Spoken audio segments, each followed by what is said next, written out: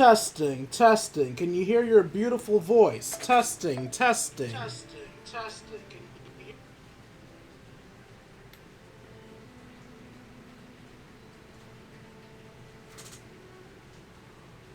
hear your beautiful voice? Testing, testing. Alright, yep, I am audible.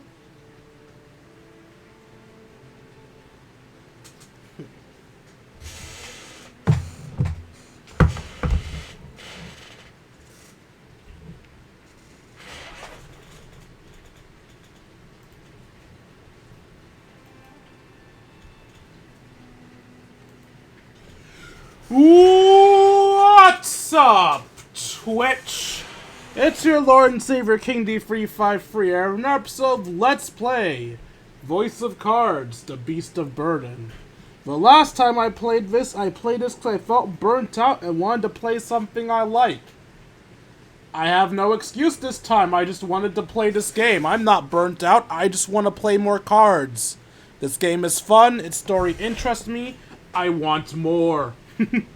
We'll get back to the other games on rotation at some point, but for now, let's continue our card journey, shall we?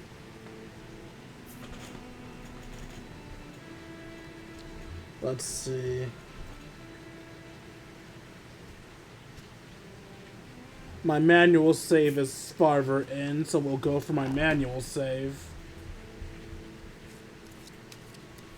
I trust my manual save. If I saved there, it's probably where I want to be. Guess I'll shuffle the deck so the screen is not dead.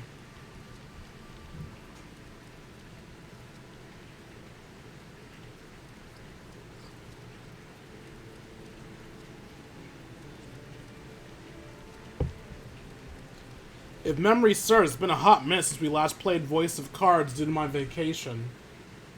I mean, by extension, it's been a hot minute since I played a lot of my other games too, but Alright, we were in the middle of running. You know, I shouldn't do this, but... This is hardly the time to be dilly-dallying. We need to get out of here, and fast. Fair enough, don't try to talk to people. What if I try to rest? Fleeing requires preparation. Keep an eye out for your pursuers, and enter as calmly as possible.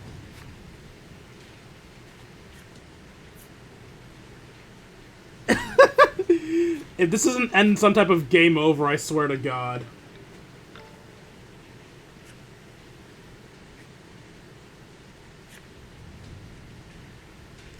I really just took a nap in the damn town while trying to run away. There are several sand skiffs at the entrance. Let's take one. Hurry, he says, running toward the boats. You scramble after him. Scramble, scramble, scramble.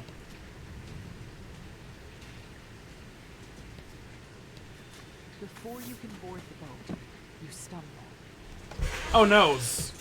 What are you doing? The boy demands. Tripping. Though his tone is harsh, he helps you up. Just then, guards from the city catch up to you and attack. Well, this is happening.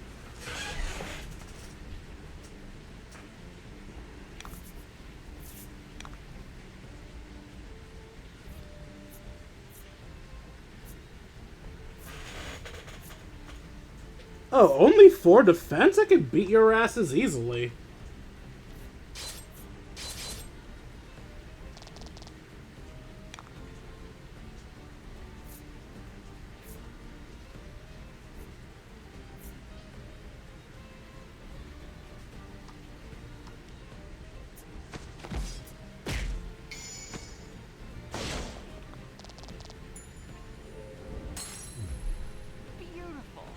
Thank you. Ow.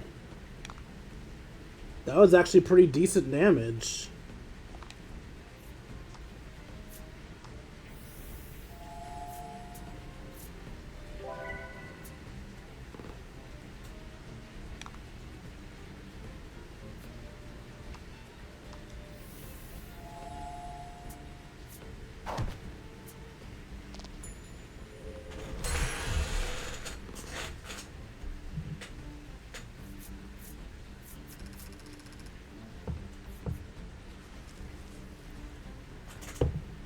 A small part of me unironically wanted to let me summon them. So they can't come after us, he instructs. A small part of me wondered they'd actually let me fucking summon the guards. Destroy the remaining sand things. Okay. You summon the steel primal, who easily crushes all the sand skiffs. How do I have the gems for that? They are squashed flat.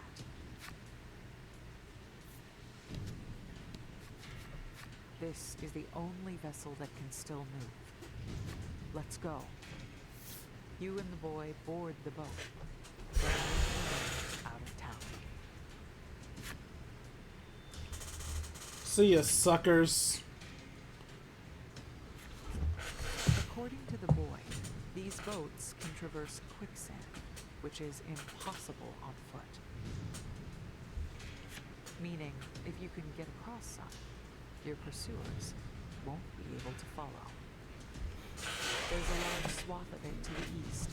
We'll lose them there, he says.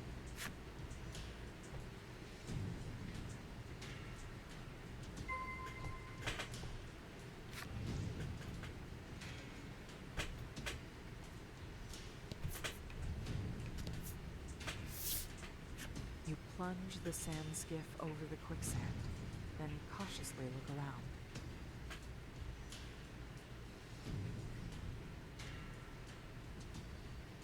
It seems you've managed to shake your pursuers. Suckers. The boy returns the steel primal card to you. I'm sorry for your he says. Wait, did I not already have it? I was the one that destroyed the sand skips, which implied I had the steel primer in my possession. You take the card back from him. What do we do now? You whisper. And your next objective is... You've both gotten your revenge. Neither of you had any plans beyond that. He turns to you and asks, isn't there anything you want to do? How about you? You question back. The boy gives a somewhat sad laugh. You know what? I'm going to assume she's being wholesome and asking what his plans are, and not unironically saying the joke I just said. It's a little too early for me to want to jump his bones. I haven't really thought about it. I've been too busy trying to stay alive. You place your hand to your chest and wonder what you want to do. What do you want to do? See the stars. I don't want her to be a vengeful type. I'm going to avoid revenge as much as I can. You suddenly remember the dream you confessed to your plush animal.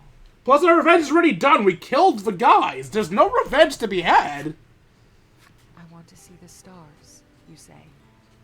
It's been your dream since you were young. The boy nods. I'll show you the most beautiful stars in the world, he says. Then extends a hand to you. Damn. Boy is bringing out the moves. You take it. Find the starry skies in a world without night. I look forward to our adventure. You both realize you haven't introduced yourselves yet, and share a laugh. Legol, he says, where your journey to avenge your village ends, a new one with Legol begins. Why do we both have a weird common names? I know that's not what it's called. I forgot what it's called. I'm dumb, okay? Last time I played this, I stupidly ended it right before a chapter end, so... Let's get our little chapter end for chapter 1. She sees the sun's light for the first time. Thoughts of revenge consume her as they reach a new town. One built of steel and governed by something. The elders bestow upon her a weapon. Now she has the power to capture and control the very monsters something. The girl defeats a vile beast. The boy exacts his vengeance upon the elders. Aimless, they wander together, vowing to one day see the stars. Chapter 2, Beginnings. So yeah, here's where the stream starts proper. I'll try to actually only end these streams at chapter endings from now on, but I can't guarantee anything, because in theory, each chapter is going to take more and more time. It is possible to customize the appearance of certain game elements, such as your avatar, dice, card design, by selecting Customize from the title screen's options menu. I believe I already changed my card backs. Further customization options can be unlocked by completing certain conditions within the game, or by purchasing add-on content. Build a collection of customizable options to create a game and appearance that suits your taste.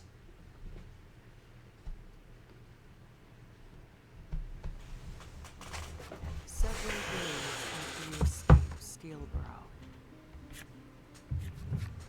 Legol helps you row aimlessly through the desert. Either one of you is liable to pass out at any moment. The sand skiff you stole as you fled the city has proven handy for getting around. But there isn't a scrap of food, nor a drop of water aboard. You probably should have had more of a plan, you think to yourself. The two of you row in complete silence. You fear if you make so much as a peep, the sheer effort involved will cause you to collapse. You propel the boat forward with all your might, when suddenly a patch of quicksand swallows your sand skiff whole. The end. Hope you enjoyed Voice of Cards.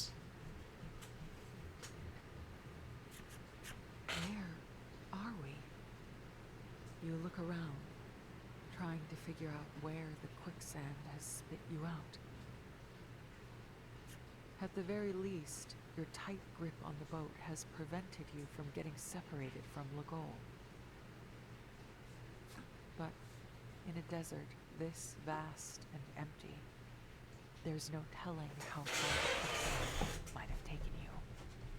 We'd better find some water, Legol grumbles, shaking sand out of every possible crevice. His comment snaps you out of your bewilderment. You nod at him and begin searching your surroundings for potable water. Potable? Unfortunately, your legs are less cooperative. They may as well be made of lead. Look for water. The jump ability has been disabled. Specifically so I can't get back over these mountains. It doesn't look like there's really anything I'm missing anyway, so it should be fine. You're so thirsty, even the act of breathing feels painful. Does that treasure chest have water in it? The sun's rays beat down upon you. It's so hot. You need water. Your head is killing you. You open the treasure chest to find a bottle glimmering in the sunlight. You snatch it up, but it's empty. Legol's shoulders drop in unison with yours. Fucking dick move. You lift your head. There before you, impossibly, walks Ram. Your close. I'm hallucinating. No. You shake your head. That isn't real.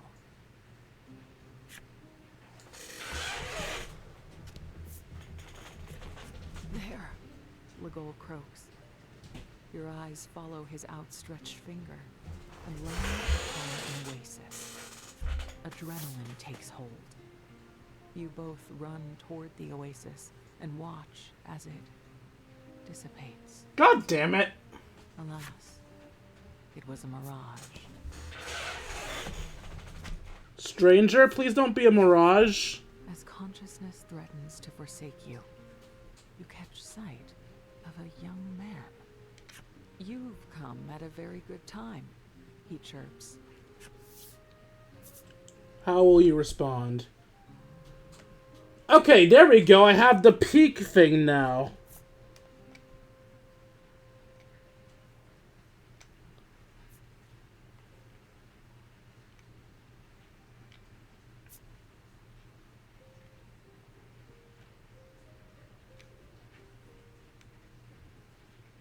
You're annoying as hell. Sure, we'll go with this one. Ah, so you seek the compound formed from hydrogen and oxygen, he says excitedly, launching into the beginning of a very long speech. I'll end you. His words flow as quickly as the quicksand that brought you here. Legol musters every last ounce of his strength to try and interrupt the torrent of babble, when suddenly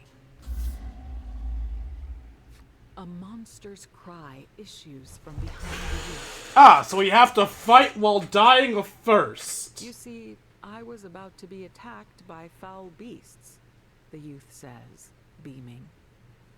You stupid son of a bitch! Yes, you've come at a very good time indeed, he chirps again, which must be his way of asking for your help. You certainly haven't the strength to escape. Looks like you're in for a fight. Do we have the strength to fight?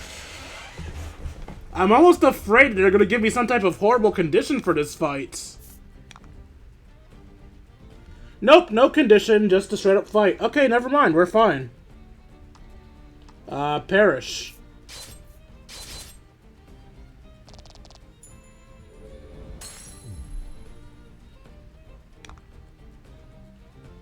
You perish too.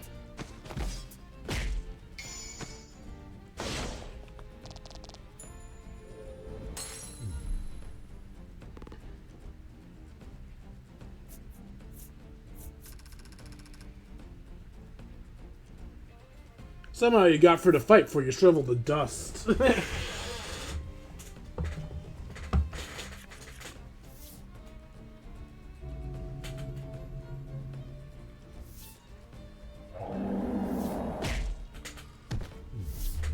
Ah, so in lore we had our super monster win for us. Calling upon the steel primal helped you fell the monsters. But before you can catch your breath...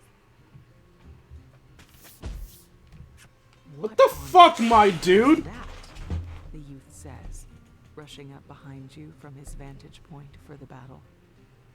He peppers you with questions and comments in his breathless style. Did he just unironically knock out Legol? That was the steel primal, wasn't it? The fact that you can control it means you're one of the fabled subterrans. You are, aren't you? I had no idea you actually existed. Well, if today isn't my lucky day, if you don't mind my asking, how do you control that beast? Shut up and give us water! That the card you're holding there is the key to control. I didn't even press A! I didn't press A, he just kept talking on his own. Whew, this guy sure can talk. Clearly.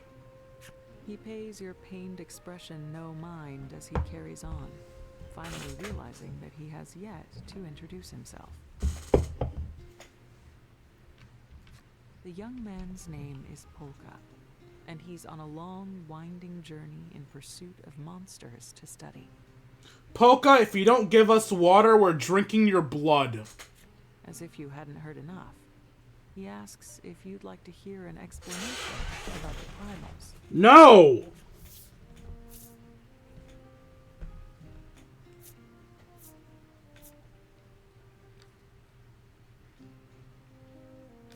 You make another desperate plea for water.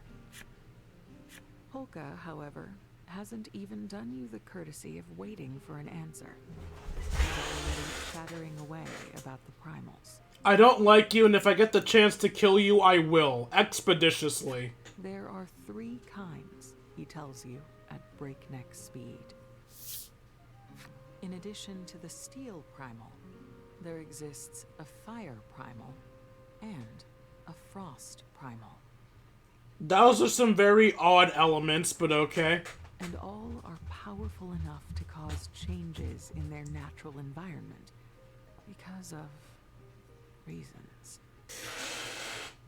Unfortunately, your fevered brain can parse no more of his blathering. Look, we helped you, so give us some water already, Legol barks, clearly out of patience. Finally, Polka closes his mouth for the first time since you've met. He looks rather contrite, for he, too, has no water on his person. How the fuck? You know what? Since that's exactly what came to my mind. How? You stare at him, speechless. You know, I'm actually rather thirsty, he says, and collapses into the sand. We can drink his blood, you know. No one will know. No one can see us. Clearly, his was a thirst brought on by incessant blabbering, rather than fleeing from monsters. You both look at Polka's crumpled form, and then at one another. We're done for. Mind and body pushed well beyond their limits, the 2 of you finally surrender to sweet, sweet unconsciousness.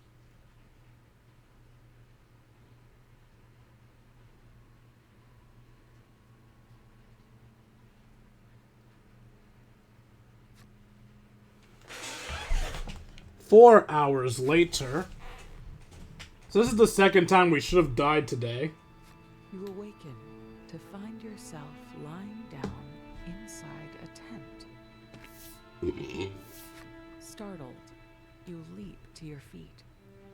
Well, you seem much better, a woman says sweetly as she enters. Am I allowed to find you hot? I think my character is straight, so I don't know if I'm allowed to find you hot. But god damn! You're not even wearing pants!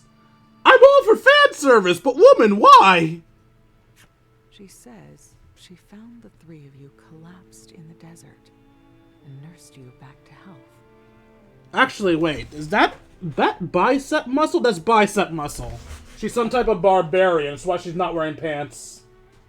Checks out, we got a barbarian babe here. I'm all for this. You thank her and quickly ask where she's taken Legol. She tells you Legol woke up not long before. He and Polka are at a stall outside.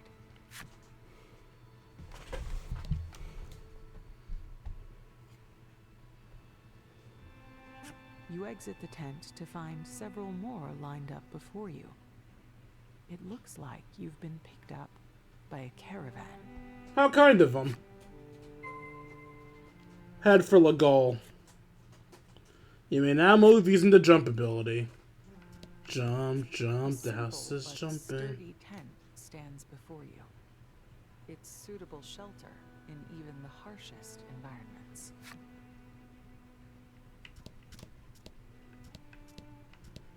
Well, this is where they are, apparently. You arrive at the stall to find Legol and Polka devouring food as if it were a competition. I want in. I'll eat both of you.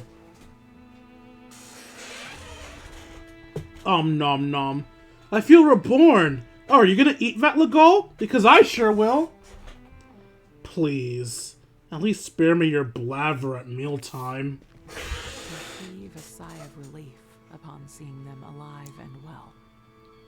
I mean, I'm relieved to see Legol alive. I don't know if I give a flying fuck about Polka yet. Legol notices you as he reaches for a bit of food. He stays his hand and instead beckons you over. Get in on this, he says between bites. You approach the table, casually lift up a plate bearing a mountain of food and proceed to tilt the entire platter toward your mouth. Clearly, I am an anime protagonist. Having eaten and drank your fill, you offer thanks for the meal. According to Legol and Polka, a stout man treated them to their meal at the stall earlier.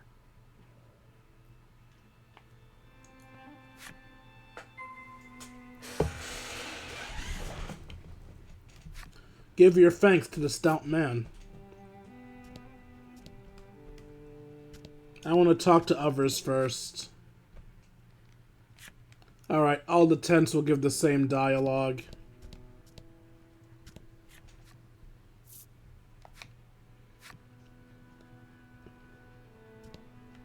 Actually, I wonder, is that annoying fuck on my team? No, he's not. Okay.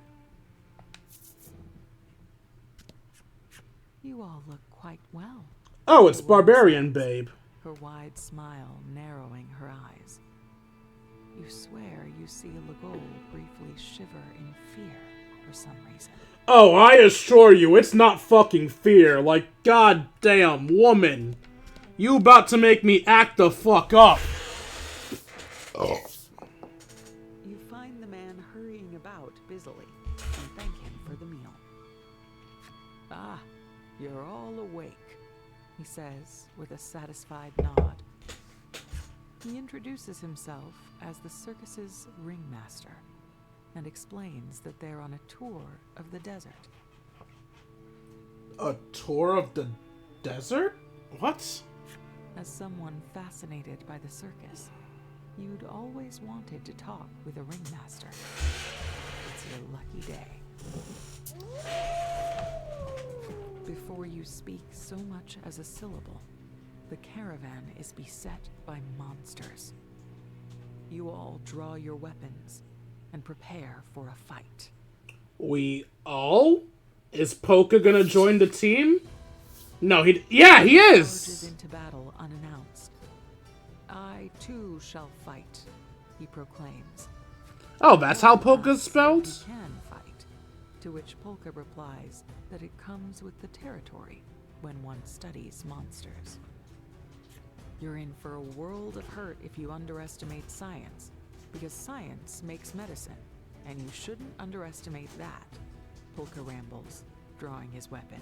Oh, we're gonna have a chemistry-style mage? Pick up arms shoulder to shoulder with Polka, and prepare to fight. Okay, let's see how Polka works.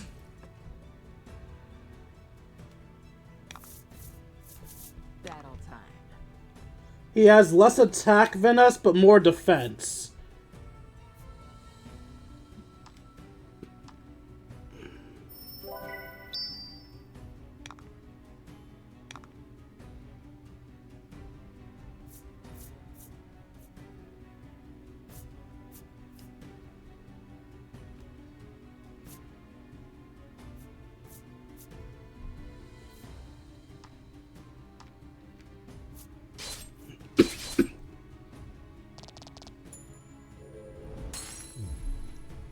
How much is needed for the Steel Primal again?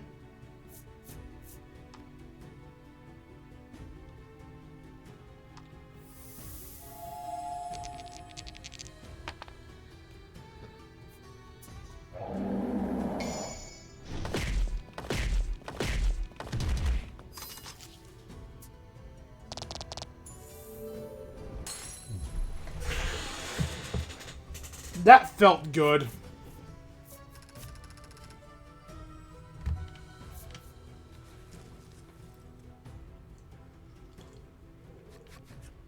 The ringmaster thanks you profusely for defeating the monsters. It seems the countless monster attacks are to blame for scattering his troop to the winds. He's at a loss for what to do. You notice, however, that the number of sighs he's peppered his story with feels very intentional.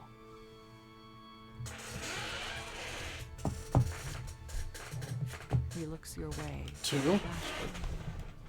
You suspect he wants your help. Of course he does. Will you help him? Nah, fuck him. Of course we'll help you, Polka blurts out before you can answer. But the three of you expect fair compensation for the effort, he adds slyly. Polka turns to you and Legol, grinning from ear to ear. Let's get going, he chirps excitedly.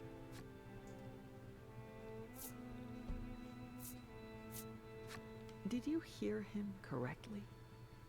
Yes, it seems like you did. And just like that, you and Legol have been roped into helping, too. Legol objects, only to be drowned out by Polka's contemporaneous rebuttal. A treatise on the value of money and friendship in travel. And so it goes that you, Legol, and Polka end up combing the desert for lost circus troopers.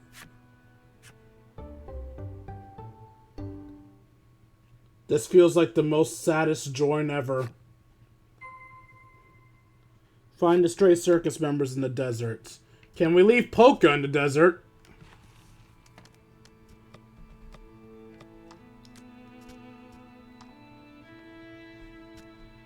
Okay. You need a means to attack. So I will give you the basic attack. And I will give you the wolf chomp.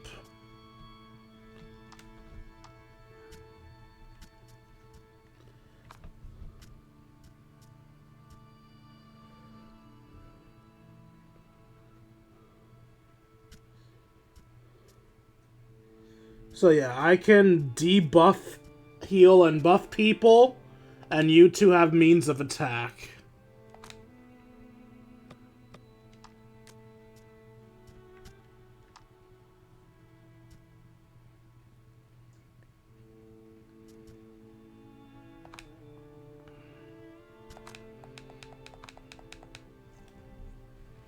Yep, you are a mage.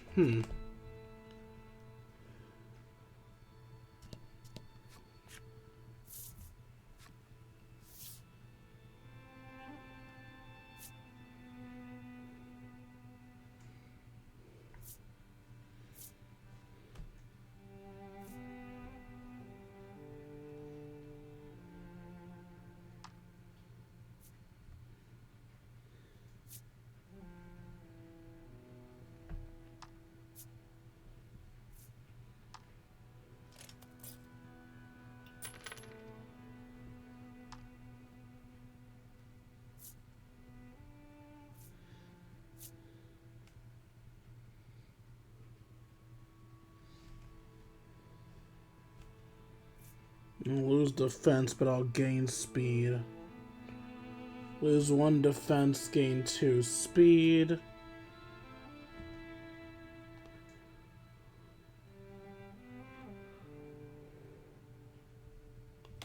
How much does this cost? 500 gold. I have 983.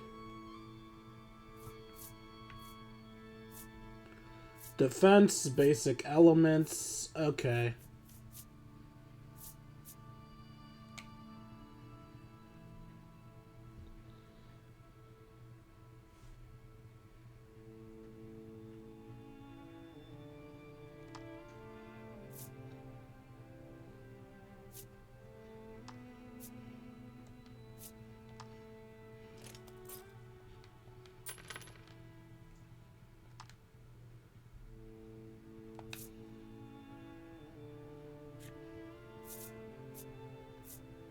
I just need a little extra money. Do I have any gold bits left over? I do.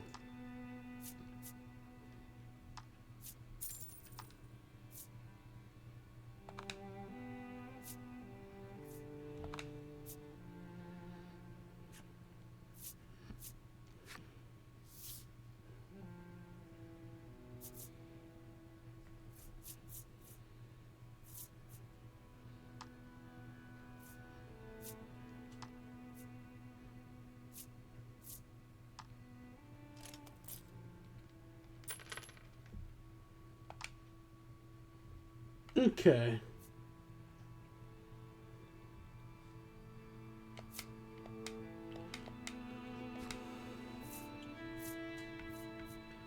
I'm not gonna buy a ring of protection. I'm 99.9% sure things like rings you can find in the wild. So I'll leave that alone for now, and we'll just try to get them as pickups. An enemy appears.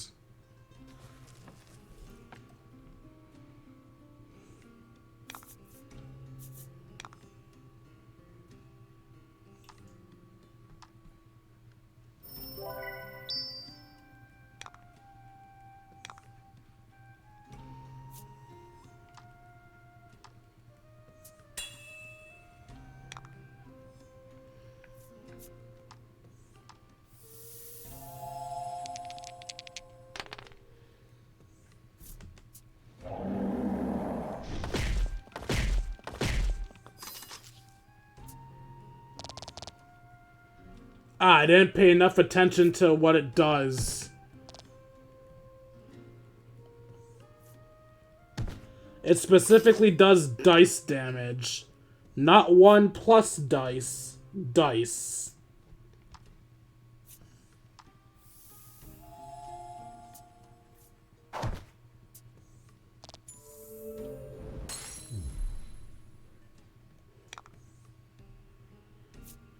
This is entirely unnecessary, but I'm doing it anyway. I don't remember what everyone's max. Oh, there we go. You're missing one, you're fine. So I'll just do it to myself. Yes, it's unnecessary, but it's basically free, so I might as well. And end your waifu.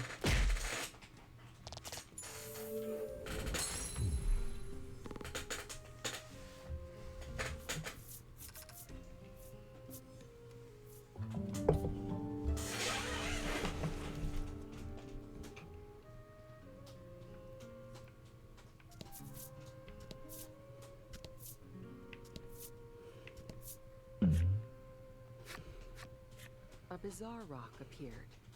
It seems primed to explode.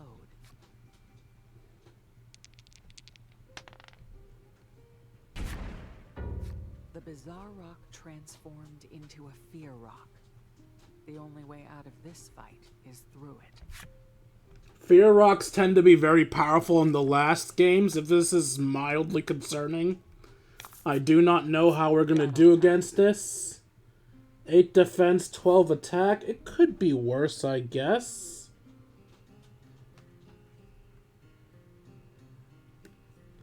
$17. So I'd be dealing 9 damage anyway. Sure. Especially since I can crit with this. Speak of the devil.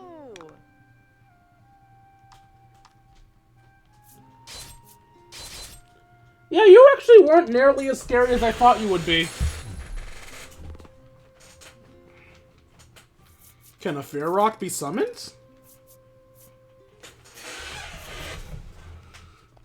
Let's go for this one. Nope. Ah, and it can be summoned. It's the wolf, but better.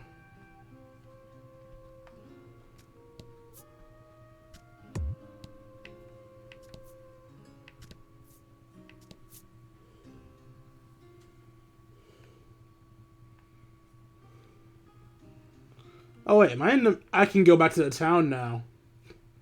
I probably shouldn't, but I could.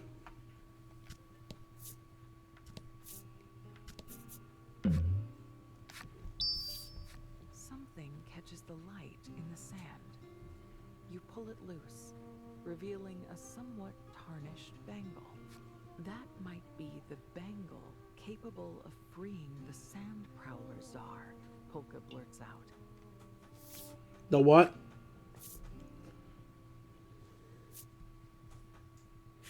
To hear Polka tell it, the Sand Prowler Czar was a monster that ruled this region through fear and despair. And he's careful to note that some monsters still revere this Tsar.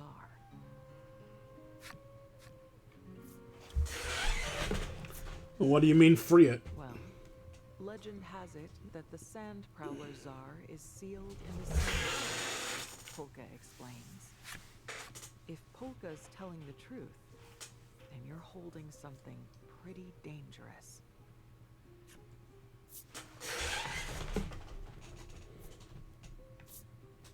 You figure it can't hurt to keep something so potentially valuable and slip it into your pack. The Sandpower Czar was the most fearsome You beast. sense another long polka lecture. Keep walking. You hear the sound of feet hurriedly whooshing through the sand as he tries to catch up. Those were just his feet, right? Had to be.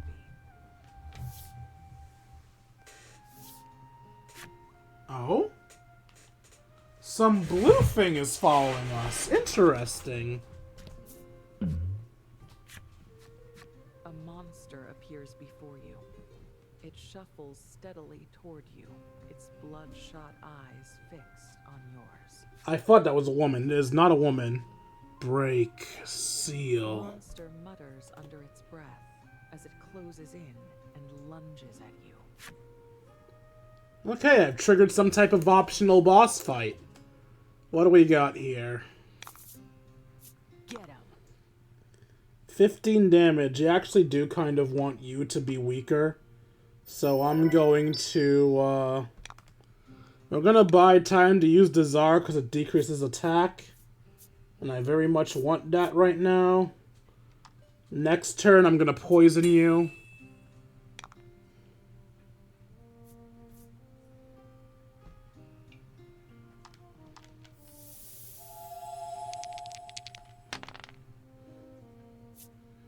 So 6 damage and attack down.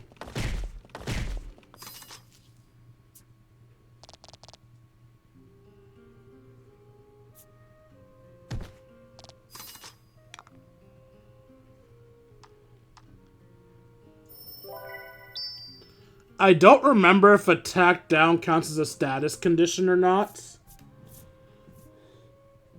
You know what? For the sake of being safe, I'm not gonna poison you. I don't want to risk getting rid of your attack down. And you're not gonna last long enough for it to matter anyway.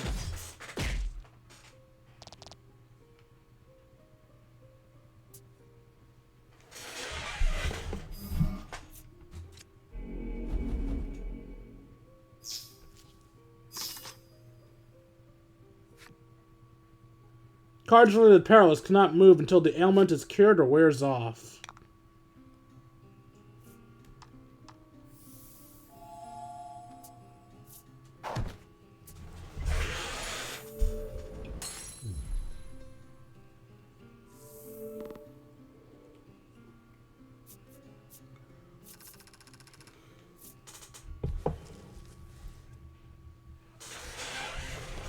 The great Tsar, our leader, the monster hisses with its last breath.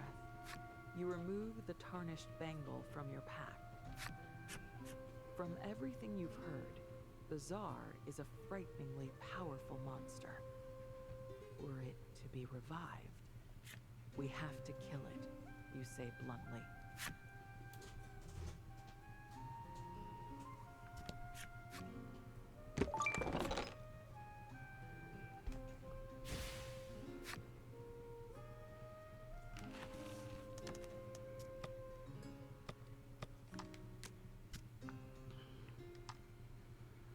As the healer, it's most important that I not be poisoned. We'll give the defense buff to you.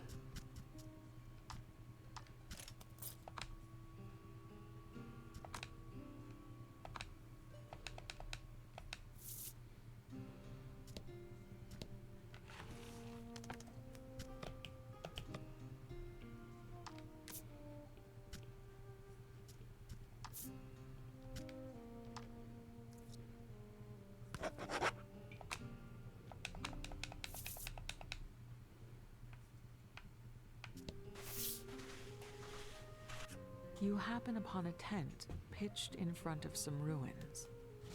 Oh, that was a Another tent. performer within. You peer inside. Why, yes, the young girl you see before you may well be one of the performers, but she's rather tearful. Are you with the circus? Polka asks gently. The girl nods. Yes, beast tamer. Circus, she says through her tears, before begging for your help.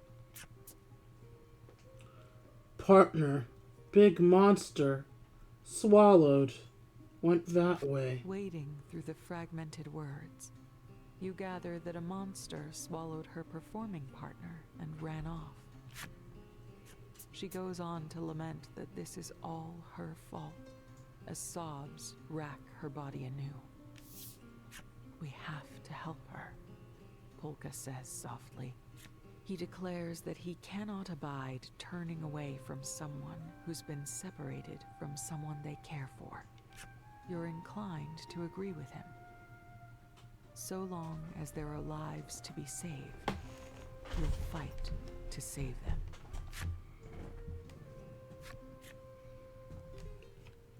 My sweet girl, you must live.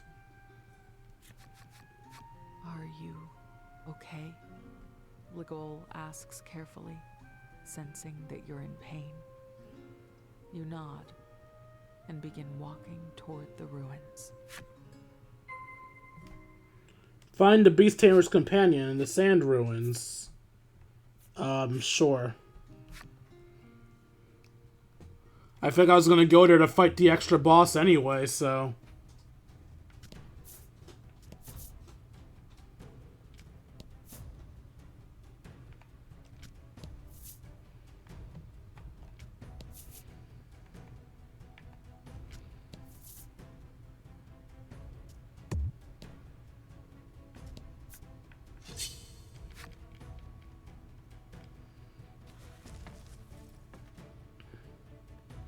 Okay, what do we got?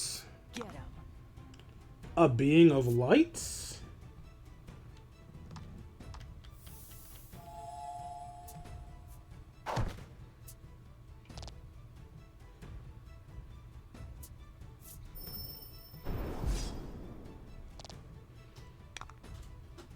Wind damage, eh? Well, you can only hurt one of us at once, so... I can still make it so I'm always at max at the end of these fights. It's perfectly fine. So, are you a being of light, or do you just look like that?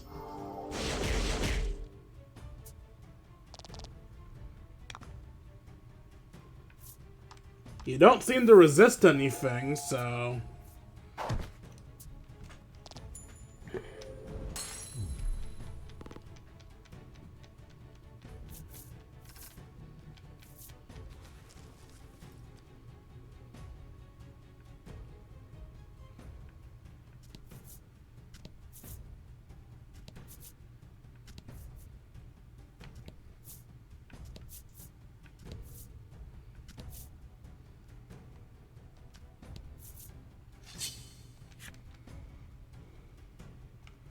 So there are two side paths and a wooded area.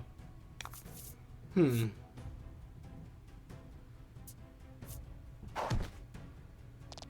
3 damage, that's not too bad.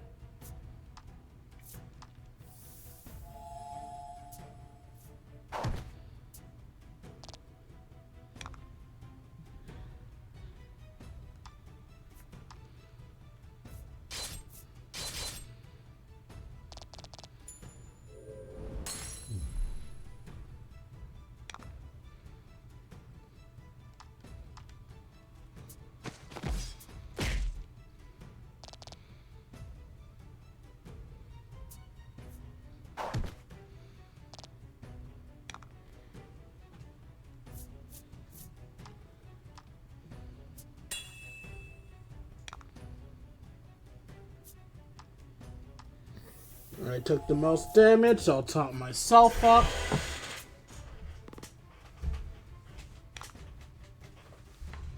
And you can finish this enemy.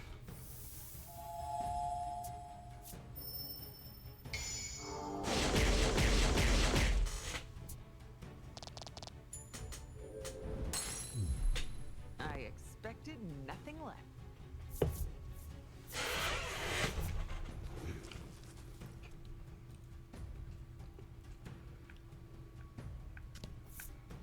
Let's do the side paths first.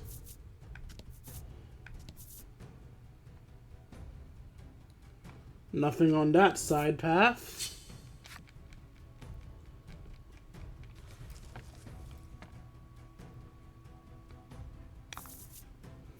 Get him.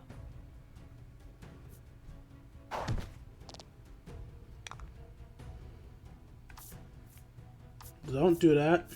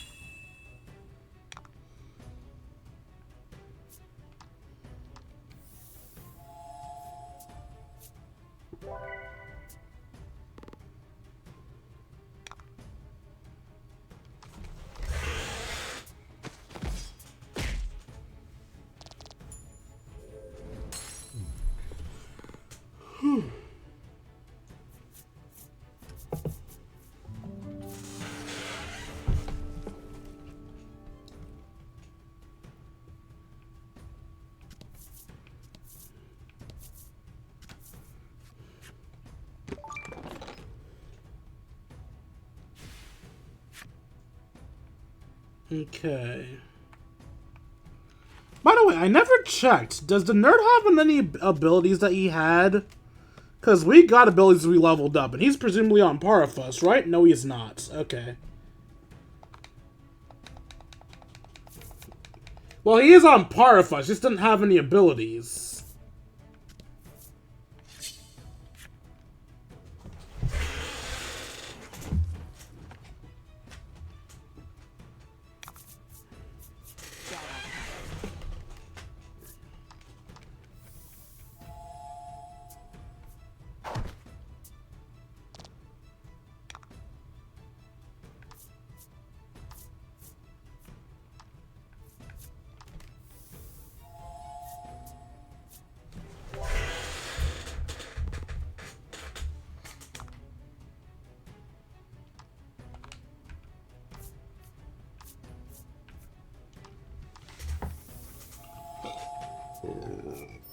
You guys weak to light damage? Yes, you are.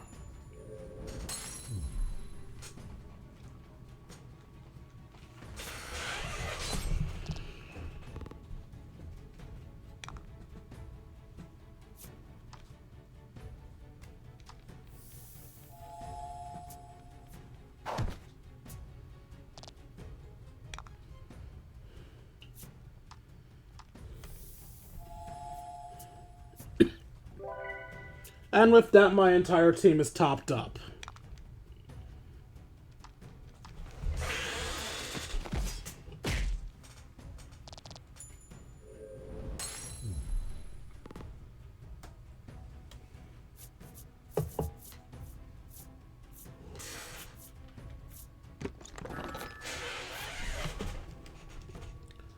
Frenzy. Deal 1.5 damage for 4 entire gems. That's expensive for 1.5 times damage.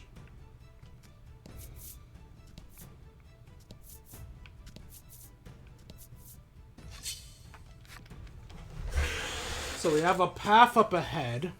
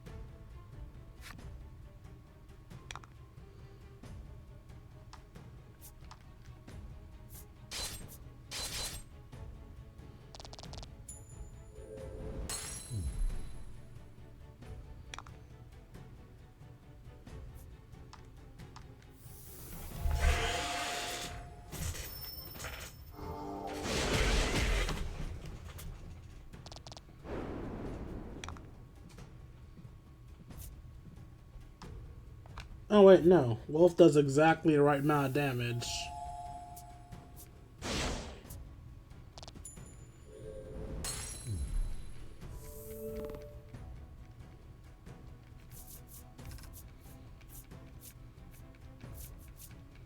I'm always gonna go with the first one. I should have chosen the second one, but hey, you never know, so no point in feeling bad about that. Won't help anything.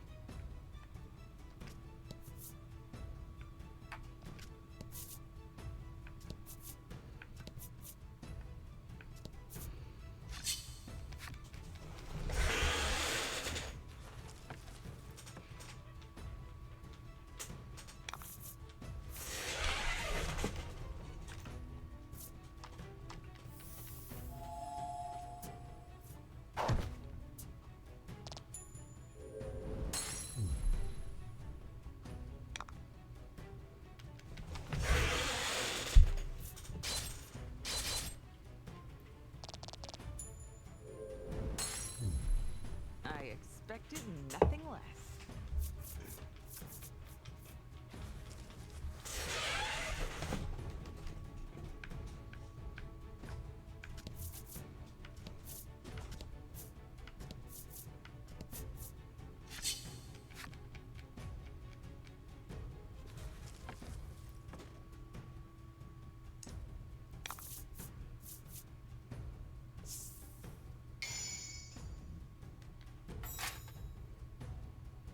Battle time.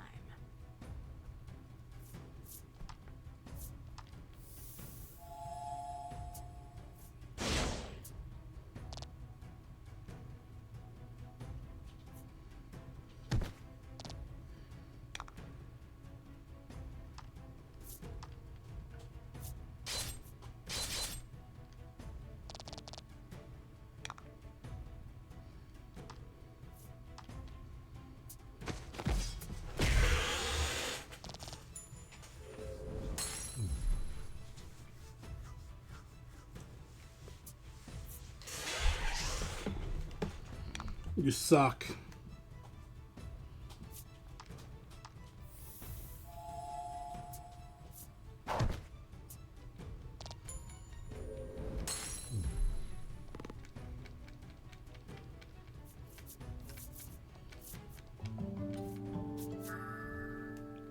Gain immunity to seal.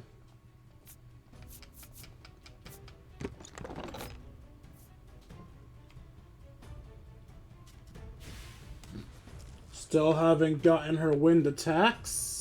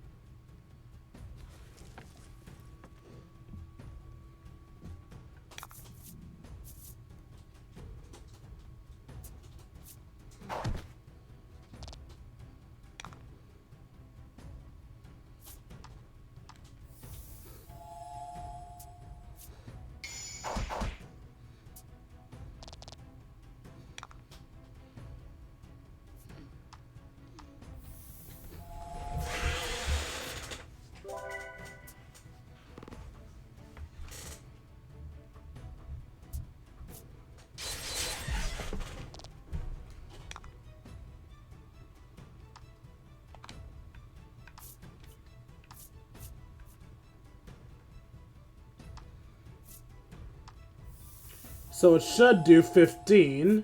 Instead it will do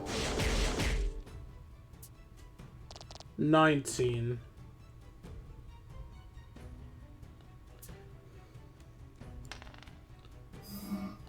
It's hard to discern how much extra damage the crit does.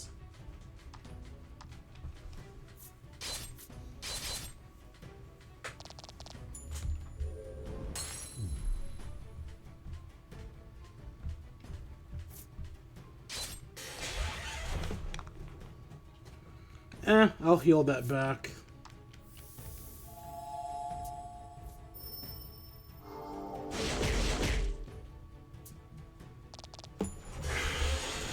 It did 25 that time. What the hell? I don't understand what the added damage from the weak is, but fuck it. It doesn't matter. I guess.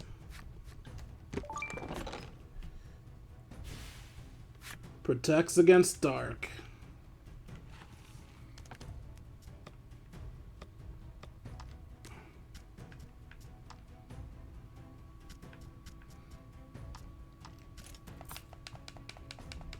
See what I meant about you will find rings out in the wild? No need to buy them from the store. Yeah, they aren't rings of protection, but you still get the drill.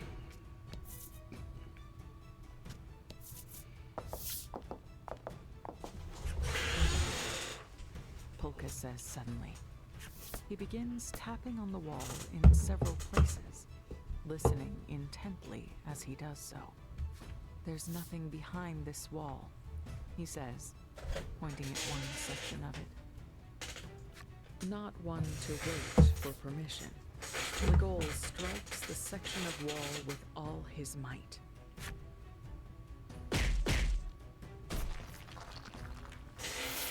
And what do you know? Polka was right. The wall, that's a scientist for you, Polka boasts, puffing out his chest. Science is awesome, you reply, jaw slack with wonder.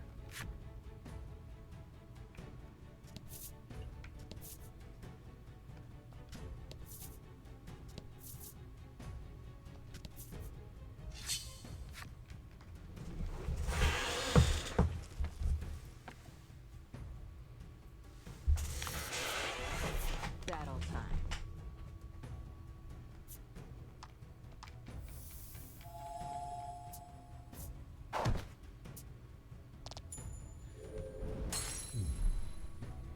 Polka could use a 2 damage tap up, so let's go ahead and top him up, and then I'm pretty sure I'll be able to outspeed that little gremlin.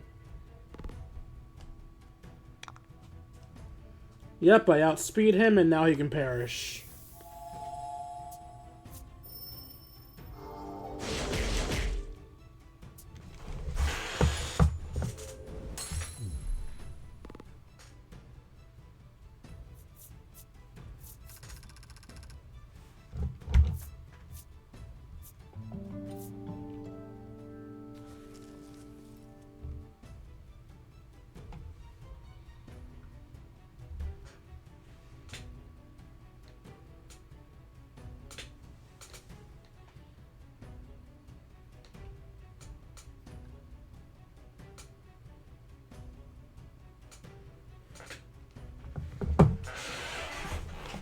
Alright, let's see.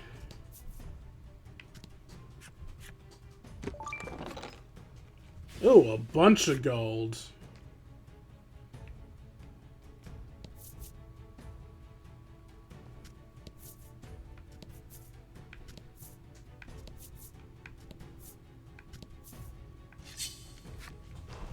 Interestingly enough, Polka got us a side area. I figured since it was a cutscene, it would be the main area, but nope.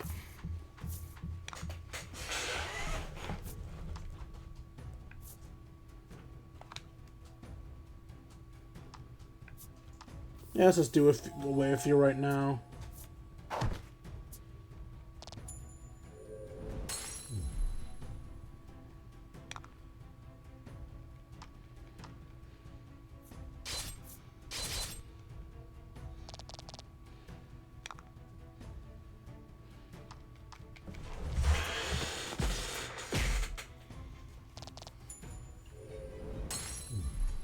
I expected nothing less.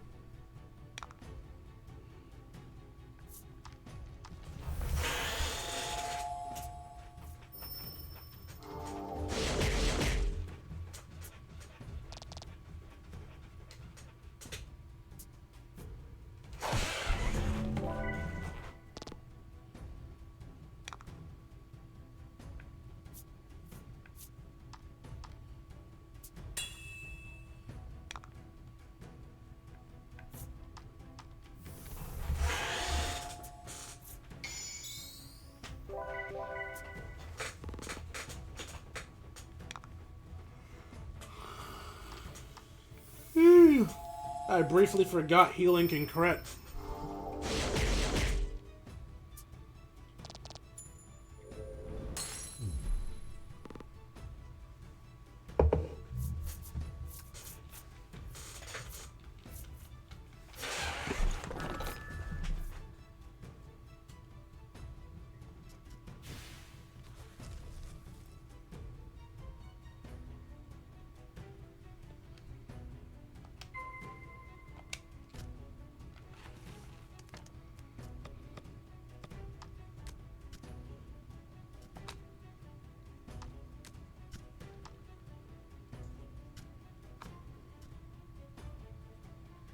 I forgot Frenzy was a thing.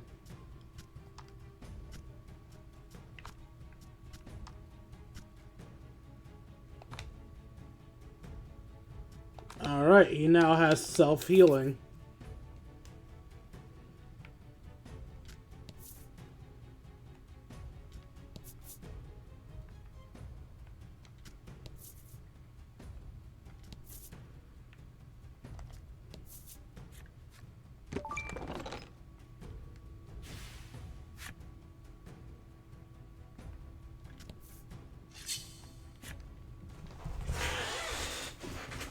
Alright, boss is coming up, and I haven't gotten a single wind monster yet, so hopefully I'm not in desperate need of that wind.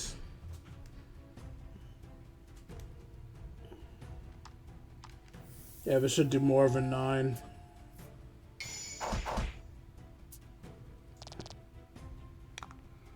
Shit almost killed.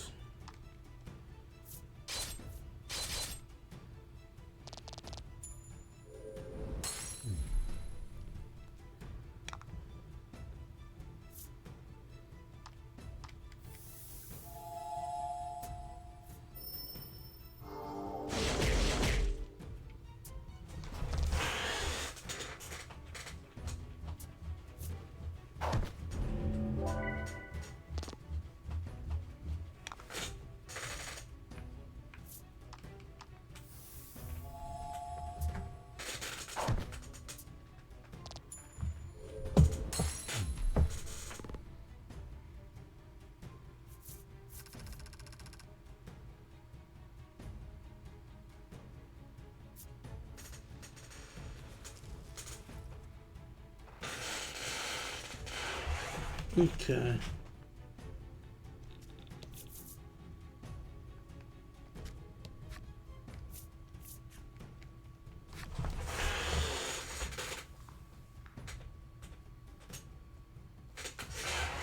Oh no, not the darkness.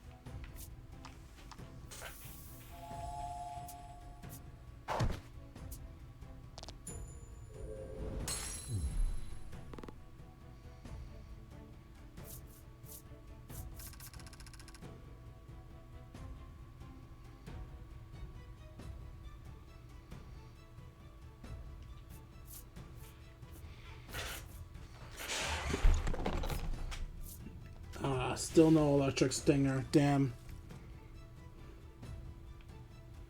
It was literally everything but the one I chose.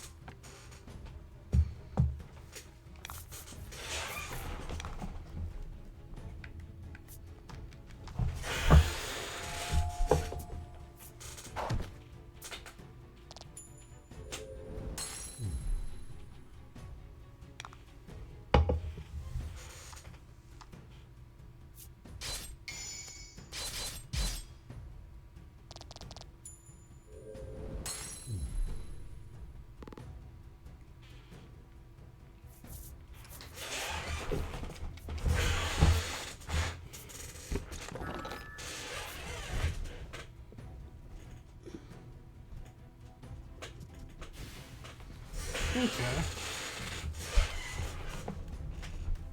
It's not a bad move.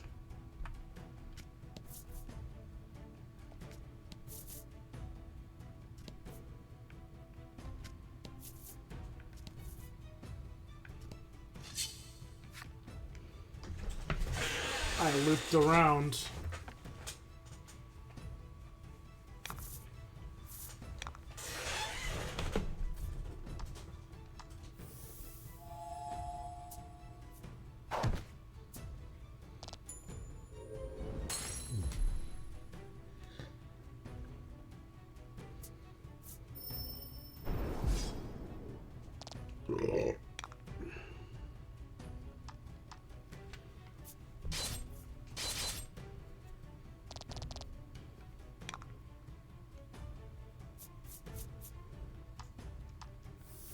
Oh, it takes free gems to absorb?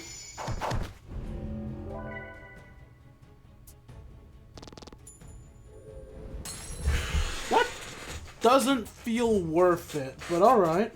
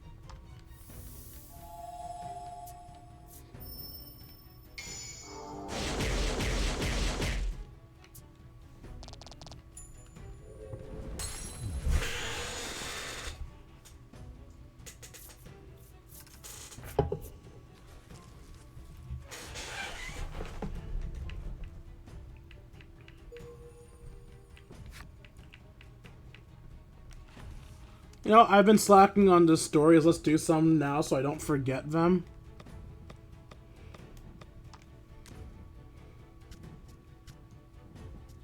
Was it the Electro Wasp I got the back from? Yes.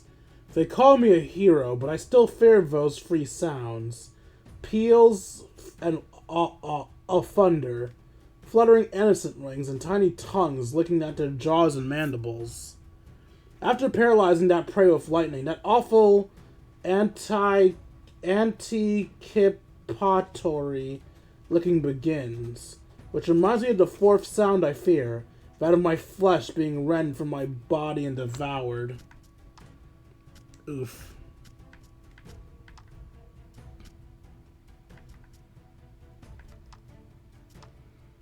Were you the other one I got? Yes. In combat, the bodies of these monsters rattle upon sighting an adventure, almost as if they're laughing. Their bodies are made from the bones of humans they've killed.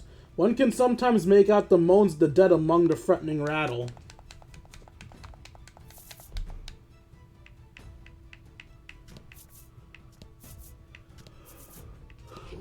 The door is shut tight.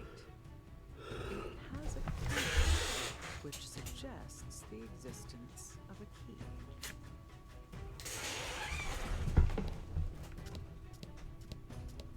Perhaps a wall could be broken?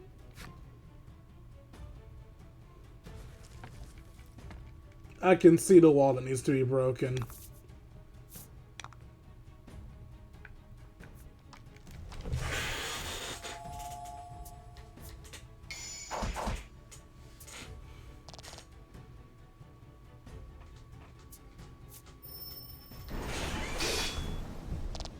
Oh crap, but she has a hit all. I did not know that.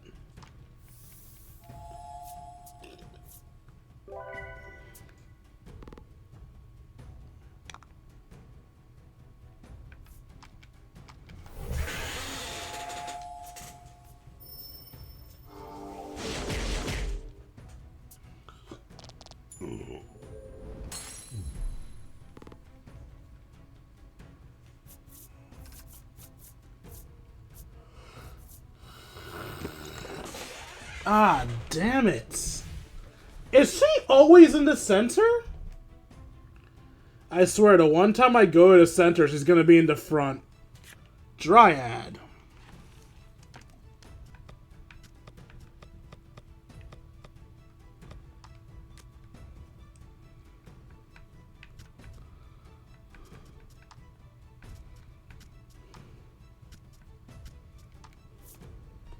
When these bashful creatures find a sweetheart, they slowly reach out and entwine them in their arms.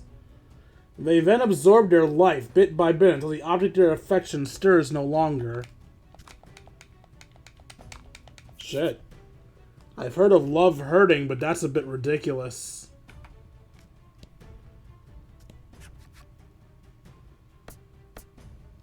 Polka stops you. Wait a moment. That wall looks good, he says, before giving it a solid whack. Legol shakes his head. We should just break it down.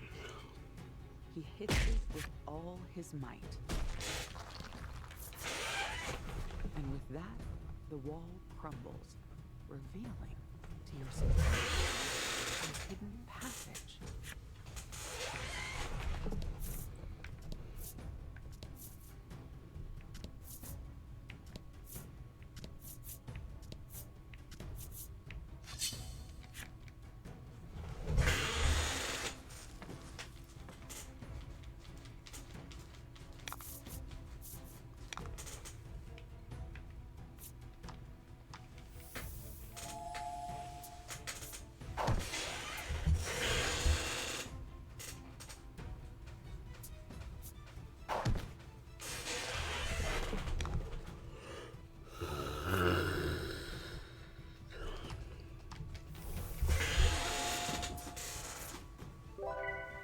I don't know why the hell I'm tired. Actually, no, I know damn well I'm tired.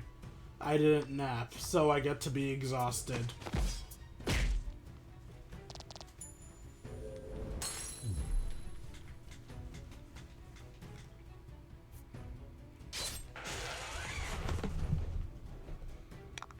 Only 3. That could have been worse.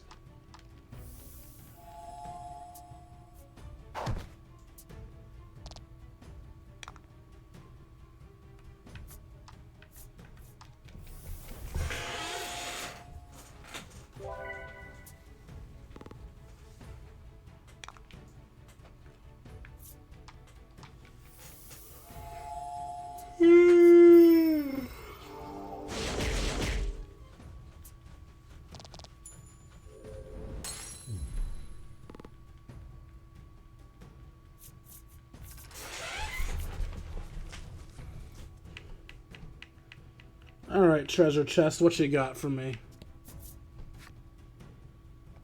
You attempt attempt to open the chest when suddenly a band of cackling monsters appears from the shadows.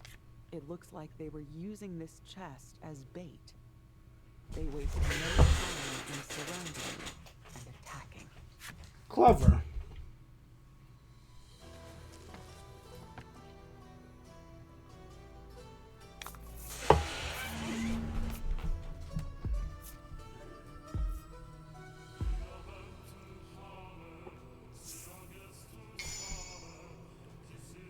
Battle time.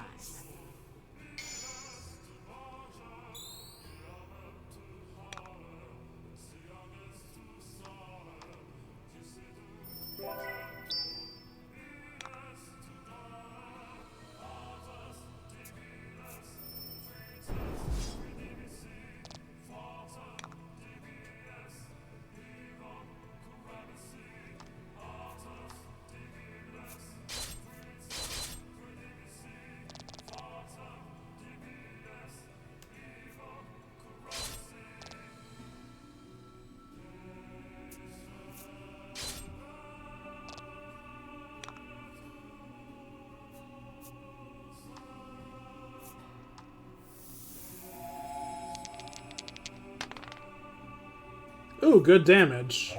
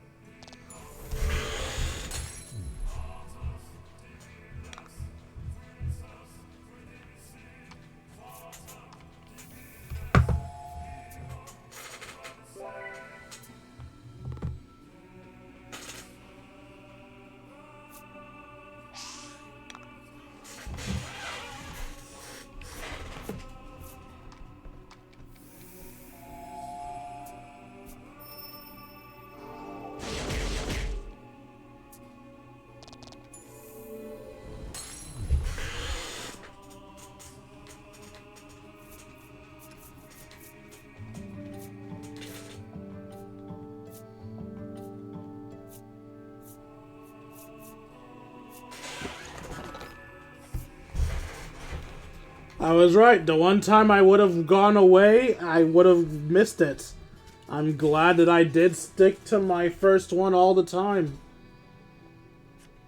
Having defeated the monsters, you decide to try opening the chest. And when you do, you find inside a key of seemingly little value. All the same, Polka picks it up and tucks it away, a pleased look on his face. One never knows when a key could come in handy. Let's take it, just in case. Obtain the simple key, as opposed to the complex key.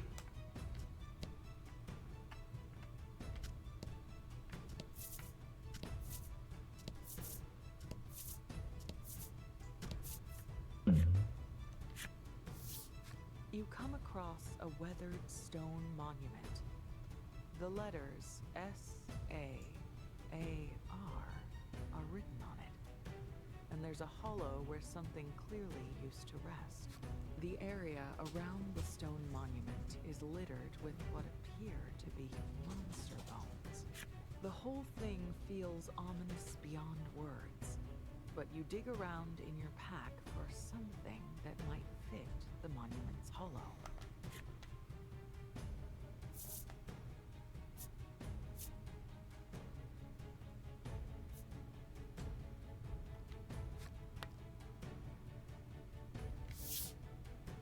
Operating on a hunch, you reach for the tarnished bangle you picked up earlier and slot it into the hollow. It fits perfectly. So, the Sand Prowler Czar is sealed here, Polka says, his voice quivering. The monster bones littering the site begin to rattle. It sure looks like you've awoken the Sand Prowler Czar from its slumber. There's no getting out of this fight. Let's see if I've bitten off more than I can chew. To battle. It looks strong, but not unbeatable.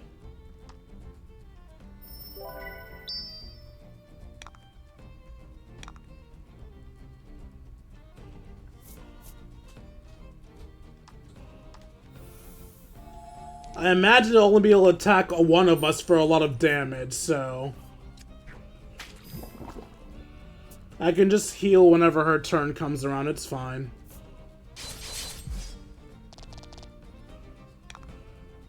Yeah, we got this. This isn't a big deal.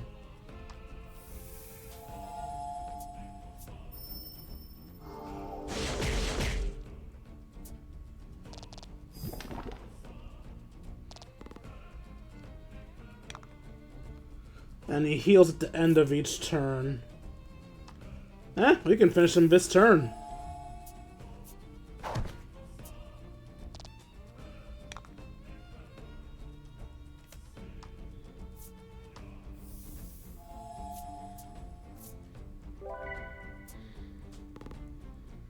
Come at me, big guy.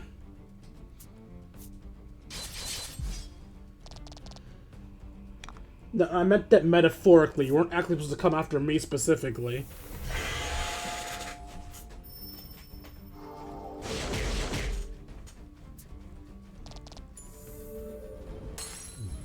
That was a relatively easy one.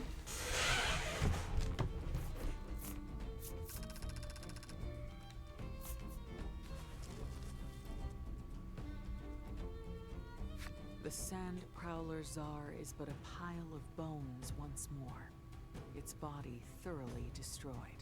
The menacing energy you felt around the monument and bangle has also vanished. Cracks form in the bangle, their crooked fingers reaching up every which way through the monument. It crumbles to dust in seconds. A treasure chest peeks out from beneath the rubble. Sand Prowler Czar's treasure? You fling the chest open with glee and find an exquisite accessory within. Cover free HP at the start of each turn.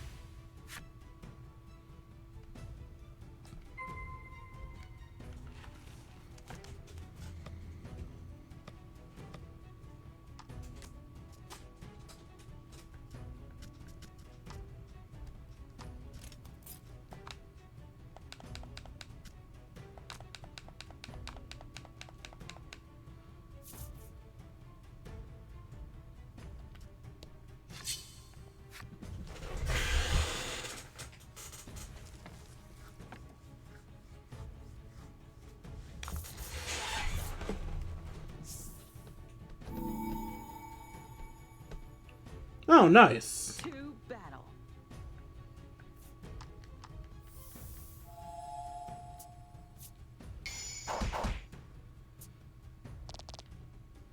So close to a kill.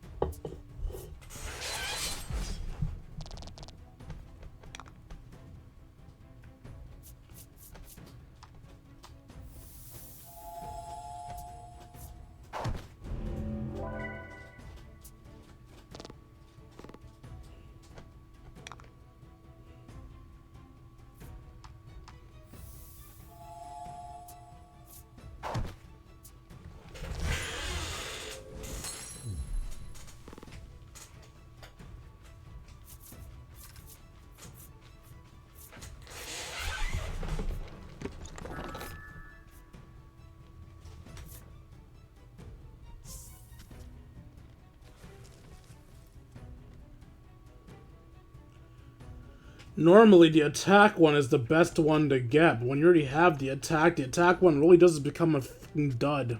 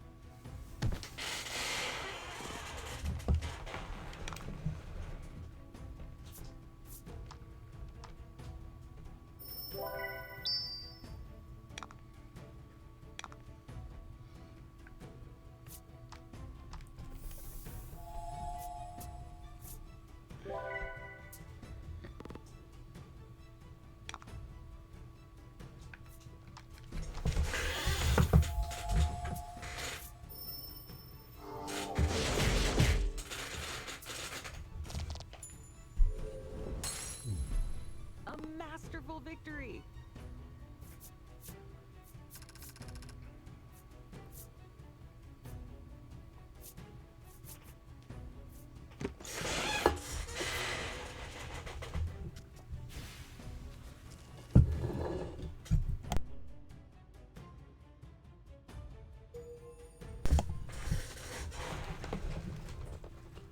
Red fungo. Okay.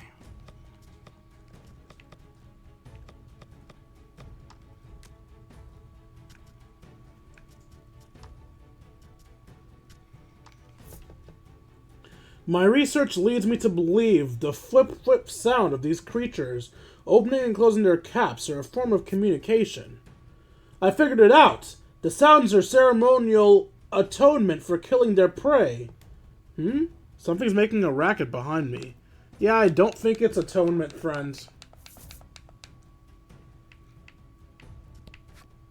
The door is shut tight. It does have a keyhole. Will you use the simple key? Yeah. You slide the simple key into the keyhole and you turn it. There is a satisfying click as the lock opens. With a pleased look on his face, Polka thumbs his glasses back up on his nose.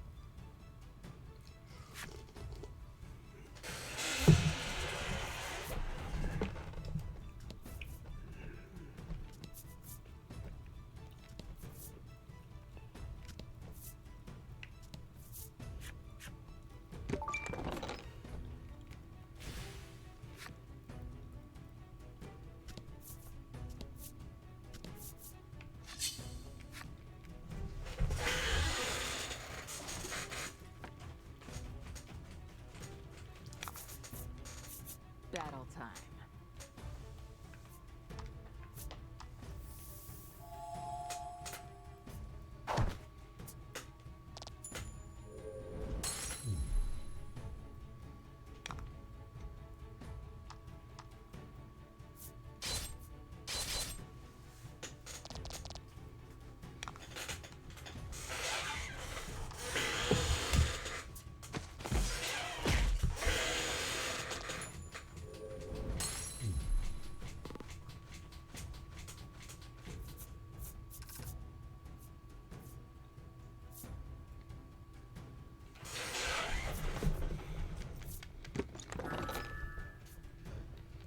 Already got that one, so that's pretty worthless.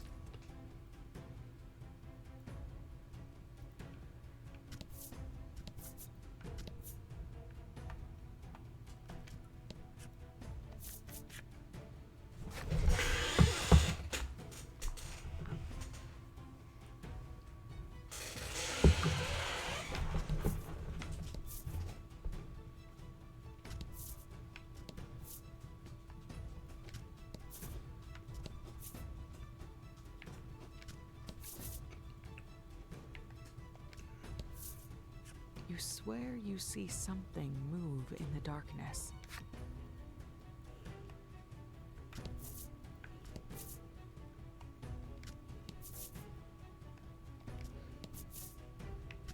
I'll be there in a second, Mr. Boss.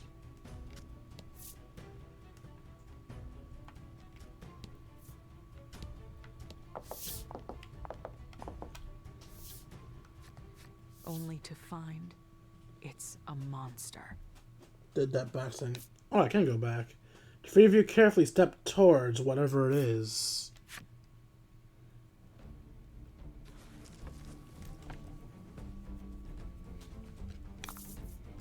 So this is the thing that ate her companion?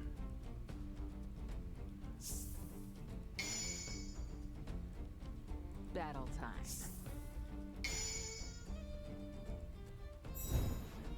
We don't have any fire moves, so that won't help. I don't think any of us can get one-tapped by this guy, so...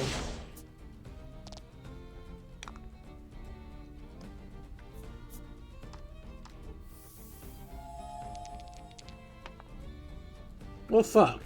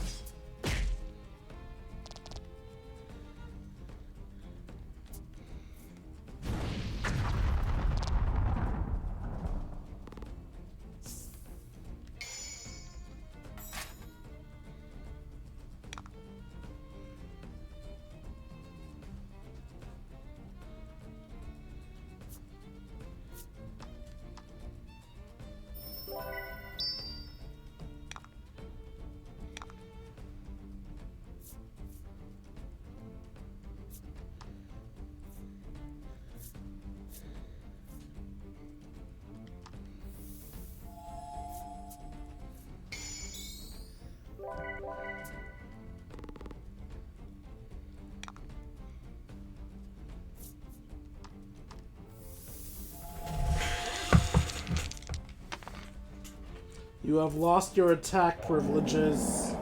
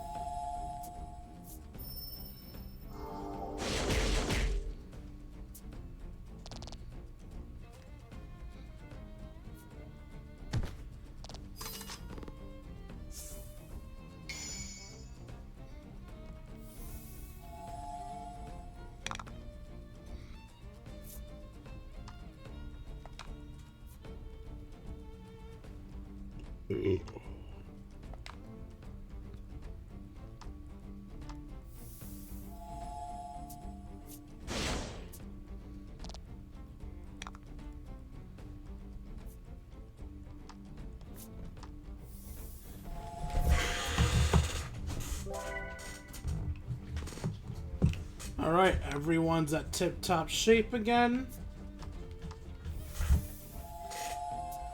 Even if you AoE, I don't think you can come back from this, friend.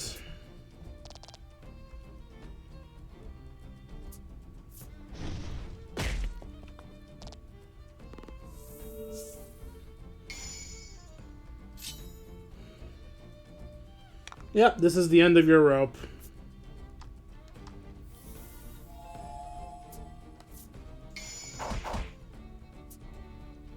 Beautiful.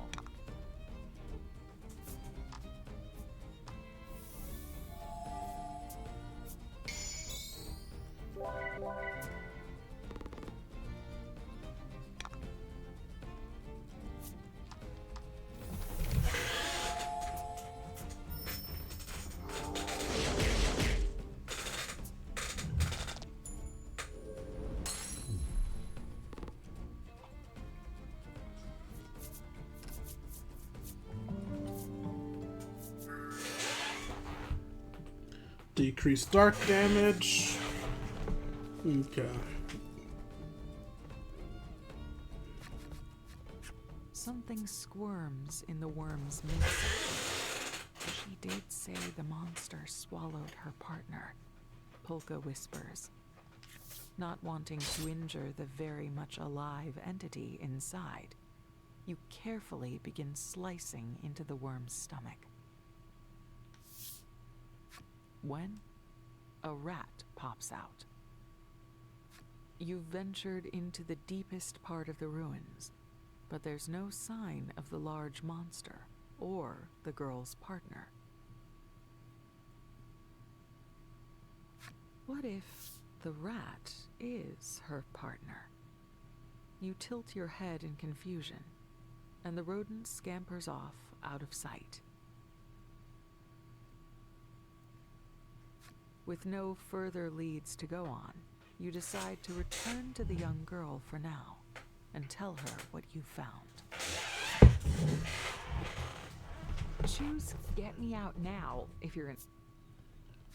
You all resolve to leave the sand ruins.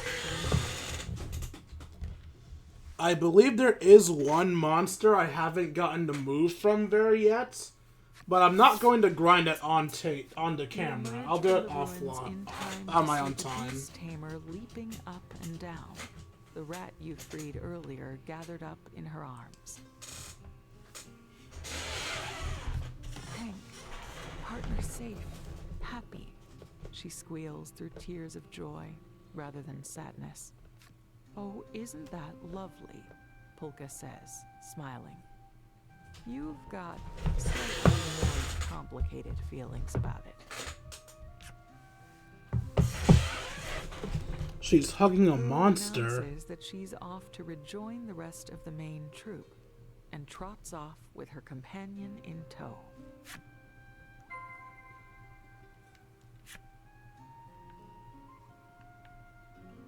Okay.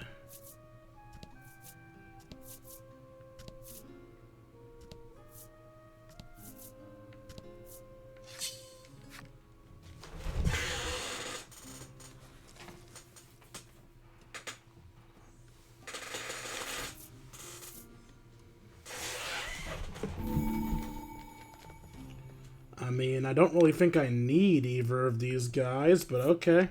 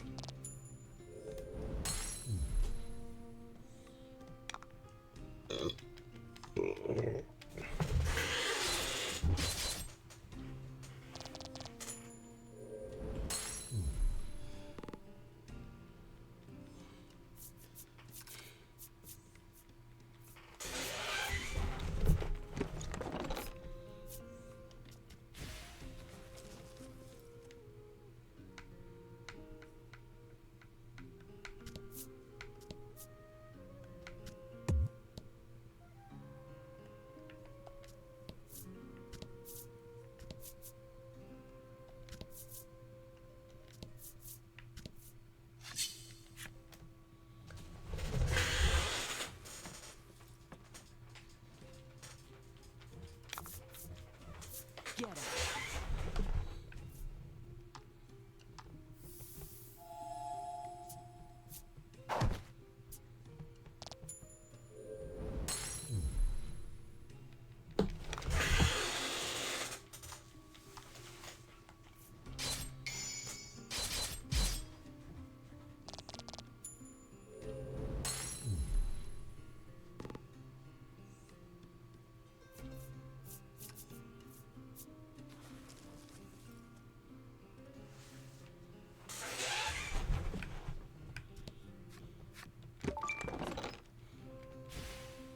So much gold.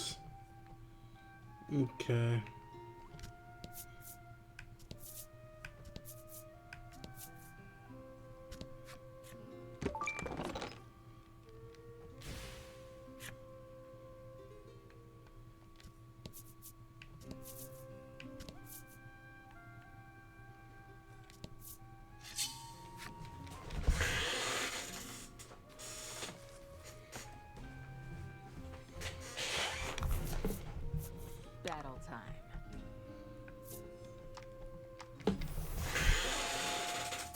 Goodbye, nature's healer.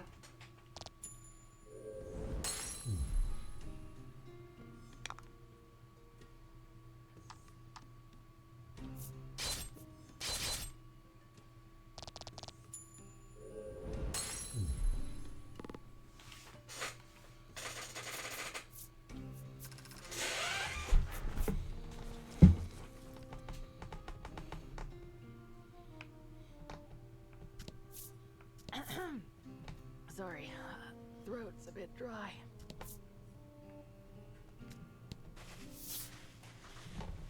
You see a lone tent pitched in the middle of the desert.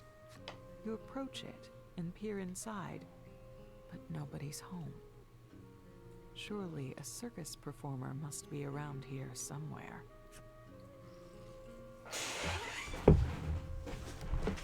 Help. A mysterious voice calls from who knows where. You look around once more, but see no signs of life. Help! There it is again. Clearer this time. You turn and look behind you.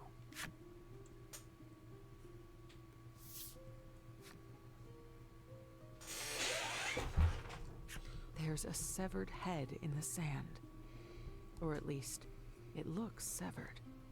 But it's alive.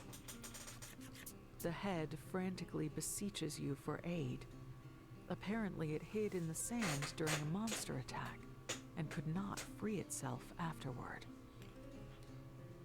You all grab hold and pull in an attempt to dislodge the perhaps not disembodied head. And wouldn't you know it, it was attached to a young man who performs in the circus. He helpfully informs you that there are 2 others who were separated from the troupe during the attacks. He says they too may have hidden or otherwise disguised themselves. You resume your search, eyes primed to pick out anything unusual.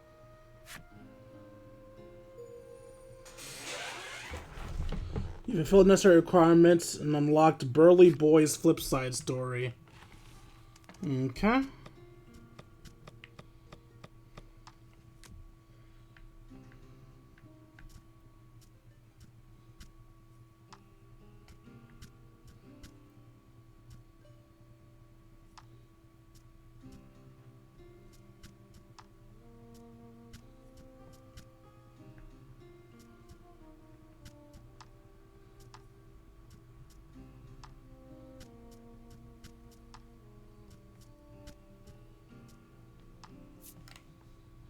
This man's obsession with his hair is not to put too fine a point on it. Hair raising. Ever since childhood, he has meticulously trimmed his bangs every hour with sharp scissors. One time, he accidentally snipped off part of a finger along with his bangs. Nonetheless, his careful coiffing continues with all 9.5 of his remaining digits. Okay.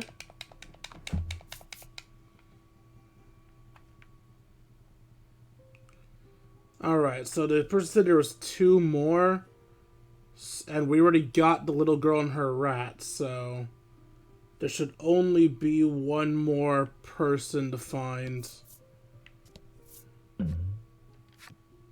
Polka looks through the telescope and yelps in surprise. You snap it and have a look yourself.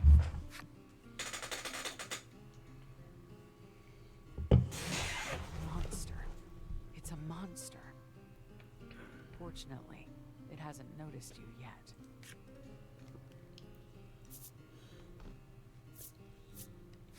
You hand the telescope back to Polka and step by creep toward the monster. So far, so good. You quietly ready your weapon and spring at the monster for an attack from behind. Alas, the monster senses your presence and whips around, ready to fight.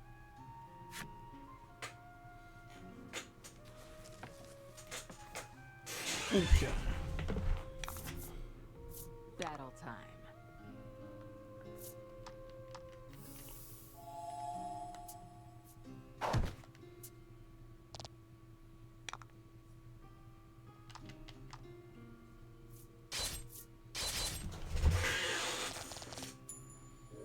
Good fight.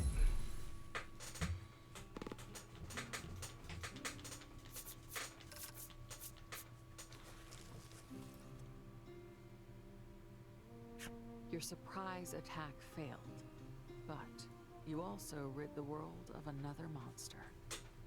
That'll do. You return to the path and keep walking.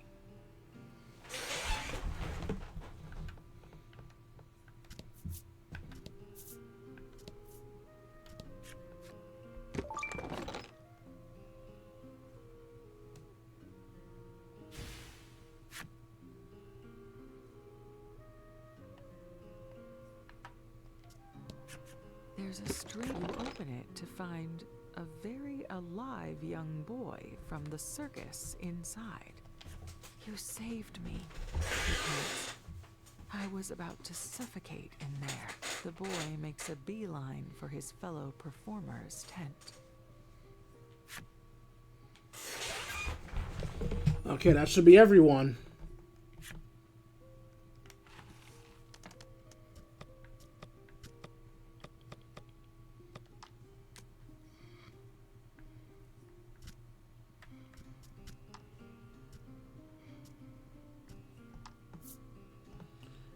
Miss, since I worked so hard at bouncing on the ball, can I have a hug as a reward?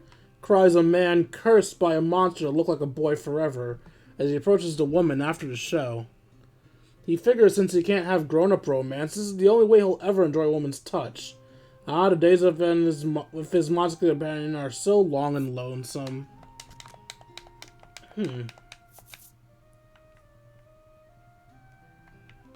Depressing. The man is clearly worried about the other missing circus members.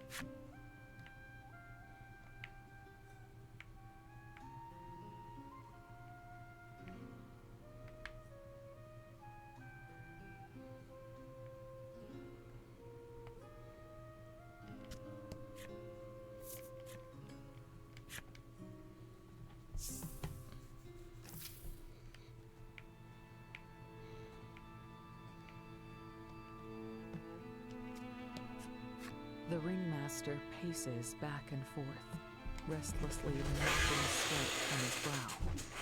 He clearly cares a great deal about his performers.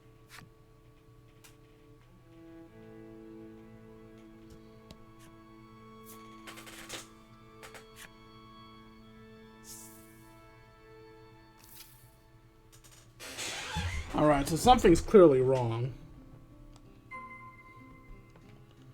I thought I did. Who's missing?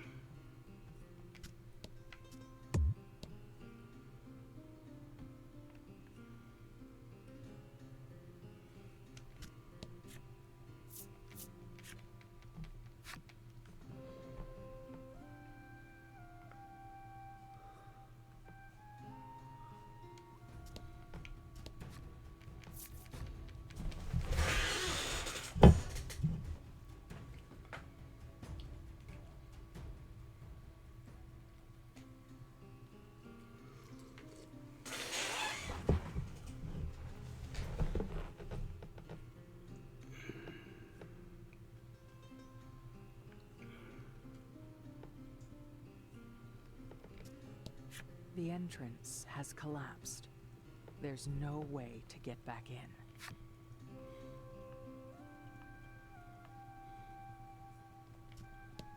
The oasis water looks crystal clear and safe to drink. There are even shady spots beneath the rocks to rest.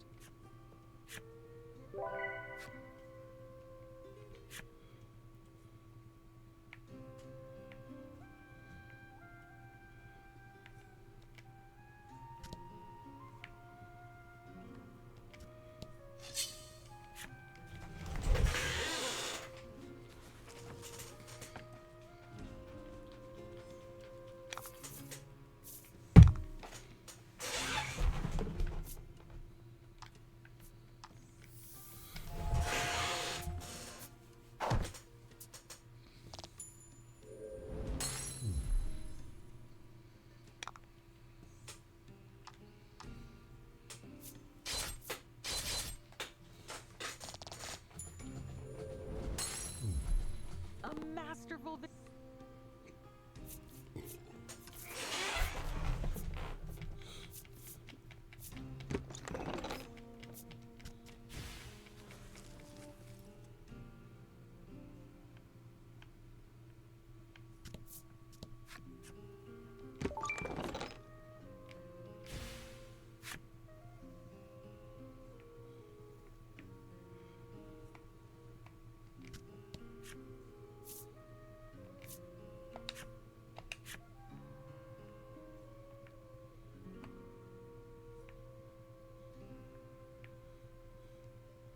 Actually, no, this is a different mine, because the mine I went in before was inside of this town. So this should be a different mine in theory. Okay. No, it's not a different mine. The fact that the card's already flipped over tells me I've been here before.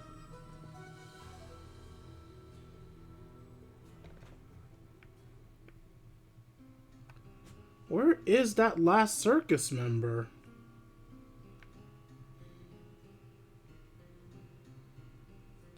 Are they the cactus? This cactus doesn't look unusual at first glance. You reach out and touch it, but it wiggles? Whoa. It's actually a woman from the circus. So the guy's count of 2 more people was excluding the beast tamer.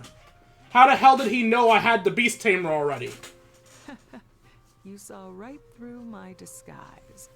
I'm impressed, she says with a confident smile. She hurries back to her fellow performer's tent.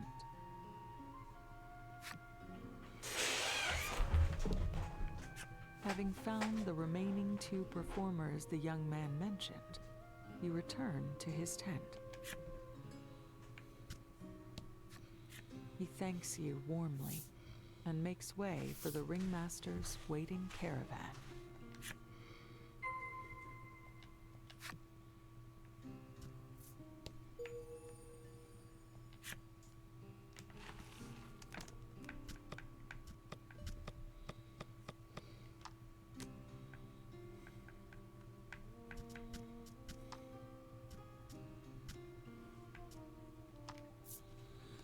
There once was a girl who loved acrobatics. She practiced around the clock and took good care of her equipment. The moment when the audience burst into cheers was her greatest joy. This is not she, who loved the art more than any other. This is her daughter, who pushed her from high and killed her to steal her lead role and the black uniform she always coveted. Whoever made Voice of Cards, I love your games. I really do. But not everything needs to be dark as fuck. I'm just saying. Sometimes stories can just happen without being unnecessarily edgy and horrible.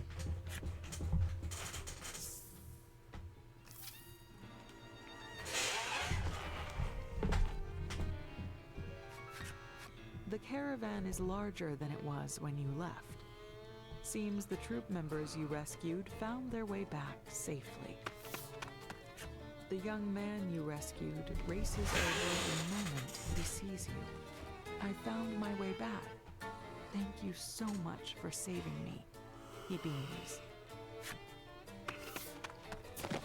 The ringmaster is next in line, peppering you with praise as he wrenches your entire arm up and down in a forceful handshake. He proudly announces that you can eat and drink your fill as a show of his gratitude. Oh, and he absolutely insists you see the show. He's certain you'll love it.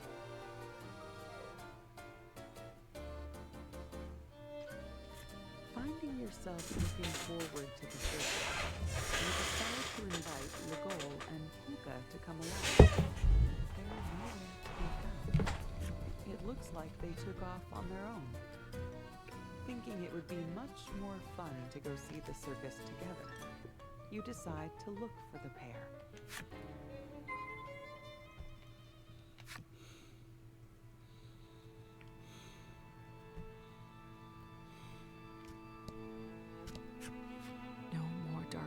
voices. No more small spaces. The boy mumbles to himself. Sounds like his time in the treasure chest traumatized him.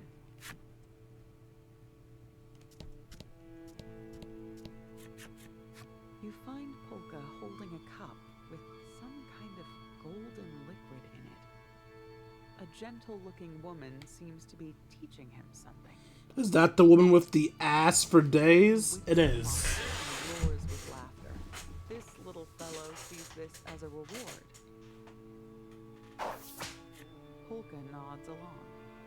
Aha, I see. This is most instructive. You're not completely sure what you're looking at. You decide to drag Polka away and take him to the show.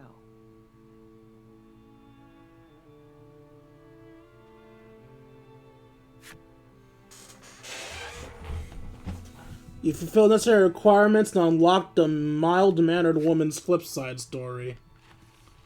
Alright, let's learn about the ass.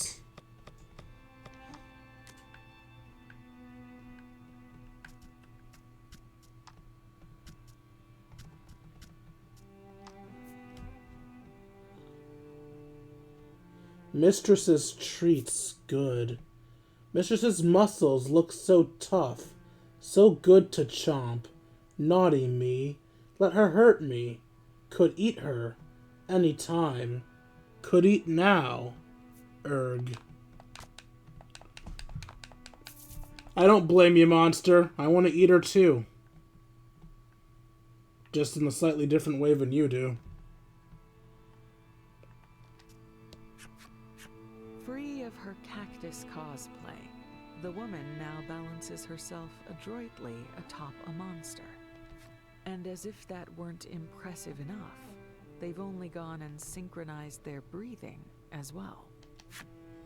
I can't stand this girl knowing that she killed her mother. The young man has once again buried himself in the sand from the neck down. It seems to be keeping him calm.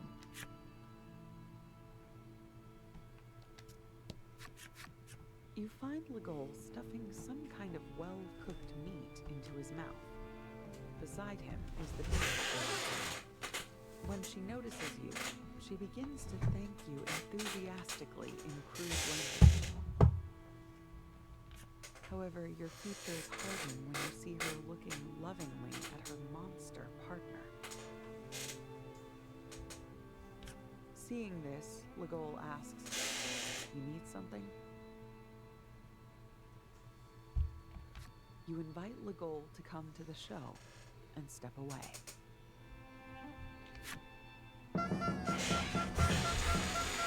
Fuck, that actually scared me to hell. Sounds of a lively crowd coming from the circus tent.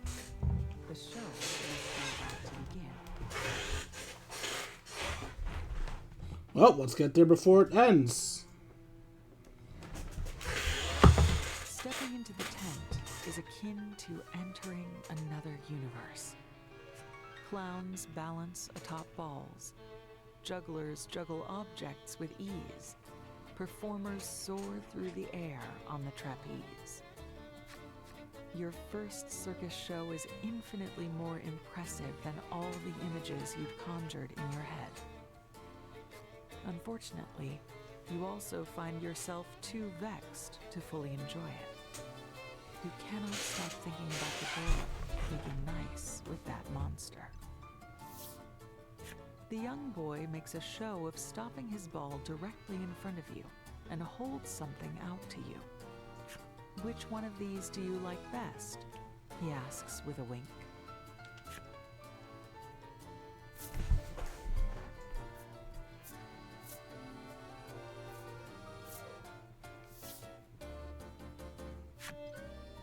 You point at the ring, but the boy simply keeps smiling at you. He makes no effort to hand it over. The boy points to his own round nose. You stare intently at his nose, but nothing happens. He then points to his hand. You look down at your own hands and... what? A beautiful ring has already found its way onto your finger. You obtained a Numstay ring. You cannot help but gaze at the prize that so wondrously found its way into your possession.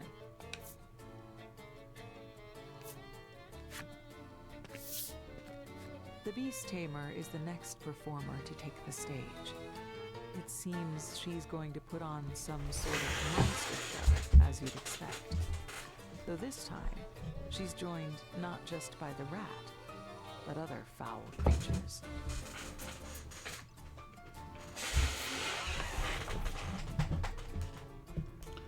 Watch teamwork do best! And just like that, the goodwill engendered by the young boy's gift evaporates, and your heart opens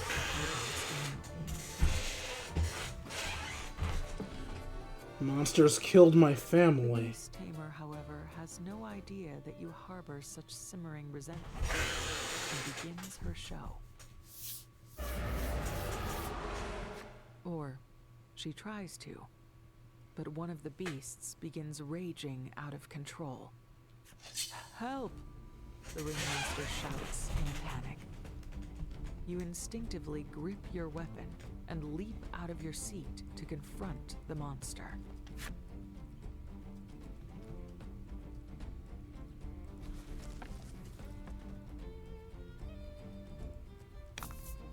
This isn't gonna help my character's mentality at all.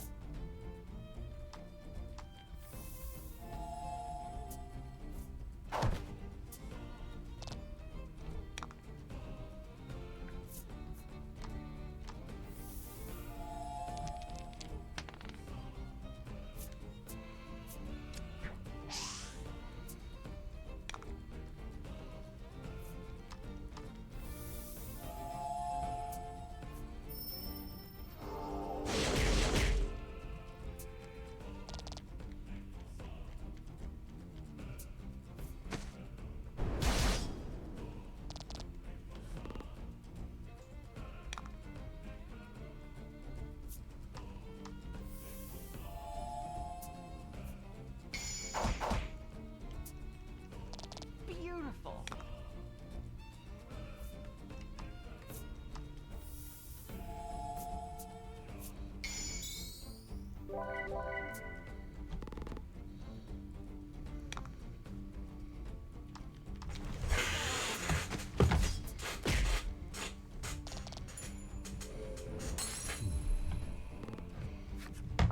The monster is nearly dead. You prepare to strike the killing blow, only for the Beast Tamer to leap between you and your prey. You unleash your fury upon the girl as she protects the monster.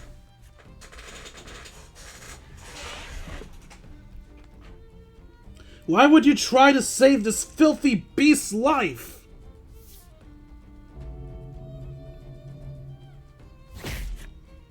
Polka's eyes widen as she easily parries your attack.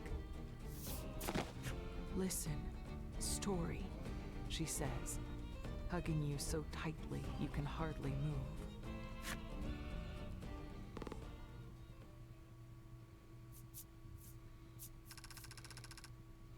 Wait, if she's strong enough to easily parry my attacks and restrain me, why didn't she fight the dragon?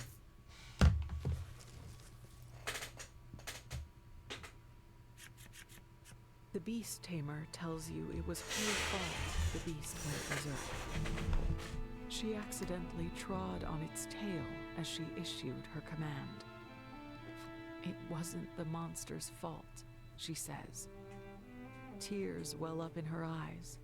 It was her own inexperience. She begins to sob. The ringmaster peels her off you and gives you his heartfelt thanks for once again saving the circus. Allow me to introduce you. This is Trollis, he says. I just realized something. There was an empty slot next to our team. One more slot after the scholar. And there was no more slots on the circus's page. Perhaps I'm being dumb, but I wonder if Trollis is going to be our last person, since she already deals with monsters. He follows up the introduction with yet another unexpected request. Take her with He you? wants Trollis to accompany you, so she can further develop her skills. Yep, she's our final party member. Apparently, the idea came to him as soon as he saw your masterful command of the beast in battle. Trollis, trembling, turns her gaze to you.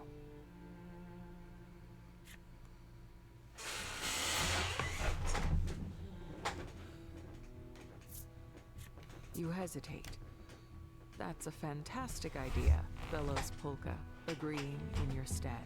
While I hate Polka's need to answer for other people, I also don't exactly like my character's hatred for monsters, so kind of glad he actually agreed to this. The goal turns to Trollis. We're all talking around you. Is this what you want? Trollis thinks for a moment. Yes, train, she chirps, nodding emphatically. Sensing no way to push back against the overwhelming force of Polka and the Ringmaster, you agree to take Trollis along. And with that, we have our first black party member. Unless that nerd's supposed to be black. He has a little bit of melanin to him. She breathes frantically through her Or a nose. tan, I don't know which. Do best. Do best, she says eagerly.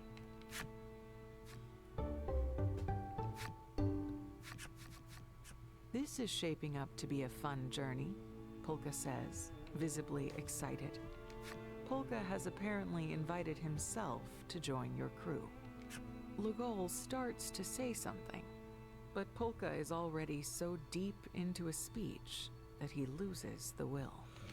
We must celebrate the start of Trollis's training, the Ringmaster shouts.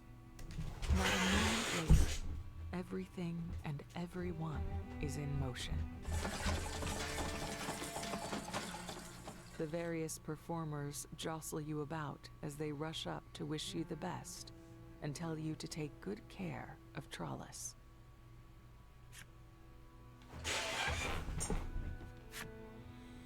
Do we actually get her animals with her? I assume at the very least we get our rats. The performers settle to sleep wherever there happens to be space. You stealthily pack your belongings. You have to get out of here. This monster-loving circus just rubs you the wrong way. Get Legal and sneak out of the circus. Legal, Paulch, and Travis have left the party. Since I'm sneaking out, I'm guessing I can't talk to him. The snoring emanating from the Ringmaster could saw down an entire forest. Okay, there it is. I was thinking to myself, did I miss the Ringmaster's background story? But nope, I just got it. And yeah, that confirms it. Well, it was already confirmed, but now it's extra confirmed that she's our final party member. Also, I thought... Oh, wait. Is that... No, that can't mean flip sides, because... Yeah. Did a golds mean playable? If so, why does my mother have a gold? Oh, wait, no. Golds don't mean playable, because this person has a gold as well. The Ringmaster has a gold. Is it some type of allegiance thing? Because you two both have... I think that's 9. You have... Oh, that's 9 as well, actually. This timid man once lacked confidence in his own circus troupe. That changed when he made the acquaintance of a white bird. The bird could speak, so to help build his confidence, he had it whisper, "My show is the greatest show in the world," in his ear over and over again. Yeah, I don't know what these gold means.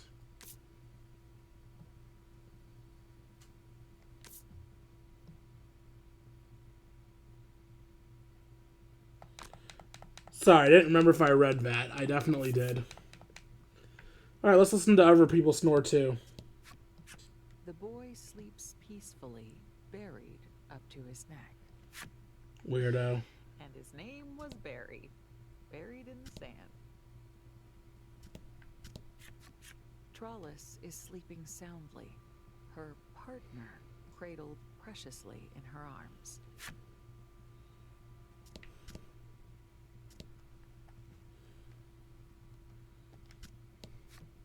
A cold-looking sweat dots the clown's brow, and you hear a faint groaning as you pass by.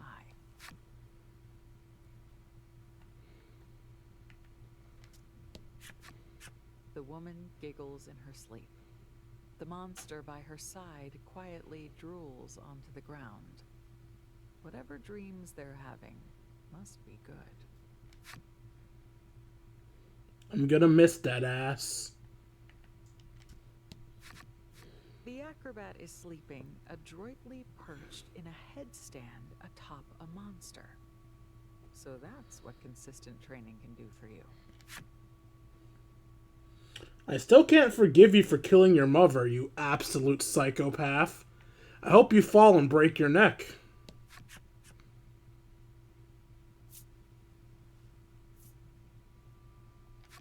You reach out to wake Legol, to tell him you both should get out of. I'm awake, he whispers. You look more closely and see he too has packed his things. He must have known how you felt all along. The two of you agree to sneak out of the circus.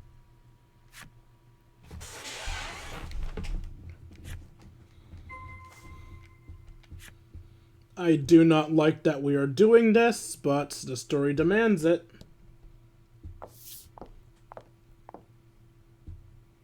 You approach the exit to find Polka standing there, as though he were waiting for you. This is sure to be awkward. He approaches you. Can I tell you something? He asks, in a far more measured tone than you've ever heard from him. What's up? He begins to recount the story of his parents. They too studied monsters. One day, when Polka was very young, monsters attacked his village, killing his parents. And someone else, apparently, because there are three people. Oh, or is that little Polka? His mother raced to get him to safety. She told him to run and began shouting, "The monsters, there." That was when the flames took her.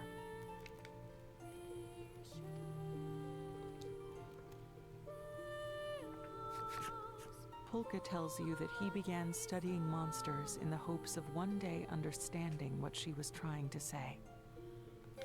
He lowers his head and confesses that he needs your help in order to do so. You Subterrans have the power I need to solve this mystery. I know it.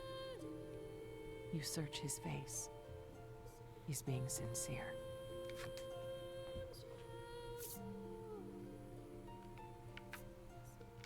You nod. Polka is no longer just someone you met, or just some scholar. He's you, an orphan. You tell Polka you'll help him once he answers one question. Does he hate monsters? Hatred reduces the mind's capacity for serious inquiry, he notes, his smile exposing gritted teeth. So, he's suppressing his hatred of them beneath a veneer of reason and logic. That'll do. I really do not like that my character is just focused on absolute unrequited hatred. I really hope I can get her out of this. I've been trying hard to get her out of his mindsets. Already leave? Comes another voice. Your chatter must have woken Trollis. Her strength will serve us well. We should bring her with us, Polka adds, sensing your reluctance. Serve well, Trollis parrots, sweeping you off your feet.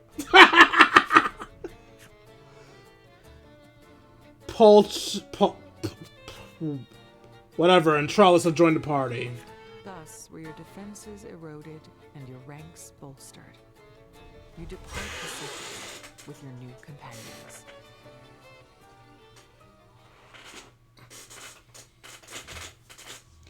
Alright, so I actually did finish chapter 2.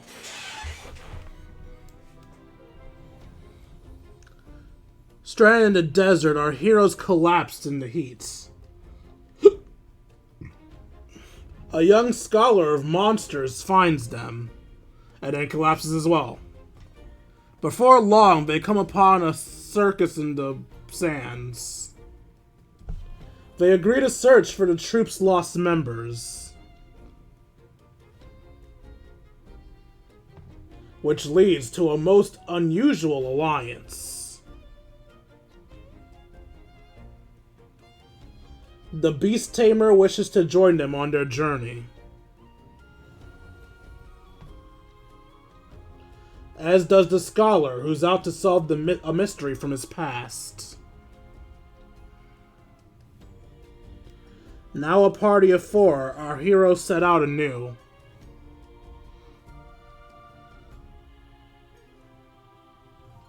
Chapter 3, A City Ablaze.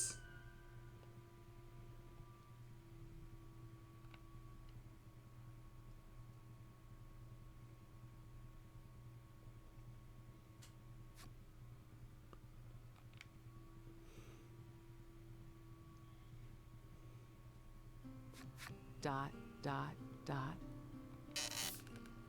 Dot, dot, dot. Dot, dot, dot.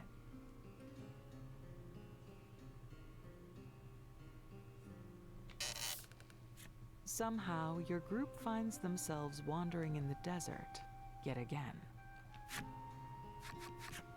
You had no problem with letting Polka lead the way, but the sand skiff soon sailed headlong into quicksand and met with disaster.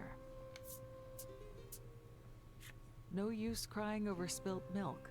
Don't want to waste even a drop of moisture out here, after all, Polka quips, holding a water canteen over his mouth and tapping it. A joke, it seems. How do you reply? You say in a flat tone, I don't get it. For perhaps the first time ever in your acquaintance, Polka refuses to elaborate. Don't make me explain it. Despite the rest of the group wasting away under the heat and grappling with brutal thirst, Trollis seems to have maintained some vigor. I look for water. Can smell. Wait. Trollis's nose twitches as she sniffs at the air a bit. She picks up the scent of water to the north and heads off in that direction. As Trollis find water for the others. Trollis is now the only party member in your party. The jump ability has been disabled. Well, that's all well and good, but now we've ended chapter 2, I think we're going to end off the stream. Ah, she starts at level 9. Does she have equipment? She has a whip, a breastplate, and a ring. Well, she's supposed to have a ring. She doesn't actually have one on her. Does she have any abilities? Nope. Does she have any skills? Nope, just dealing damage. Doesn't even have her rat as a skill.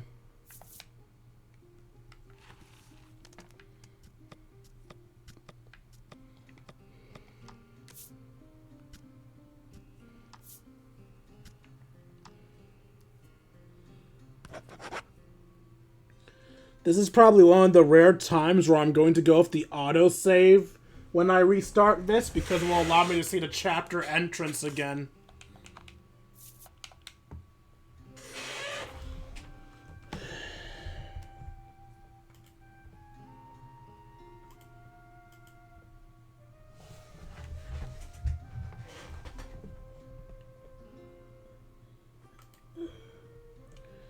Okay.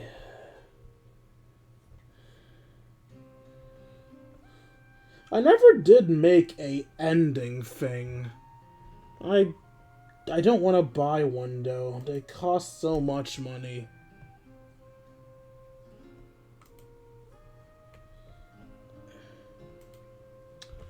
Well, I hope you guys enjoyed this stream as much as I enjoyed making it for you all. If you enjoyed and want to see more of my content, you can find me at... Fucking hell, work with me, mouse. At youtube.com/KingD353. Again, that's youtube.com/KingD353. When I'm not re-uploading streams, I'm uploading episodes of Persona 5 Royal, Yu-Gi-Oh! Legacy of the Duelist Link Evolution, and Fire Emblem 7 The Blazing Blade. Also, if you feel I deserve it, you can donate to me at buymeacoffee.com/KingD353. Again, that's buymeacoffee.com/KingD353. Every donation is appreciated. For as $1, you can get shoutouts at the end of my streams and videos.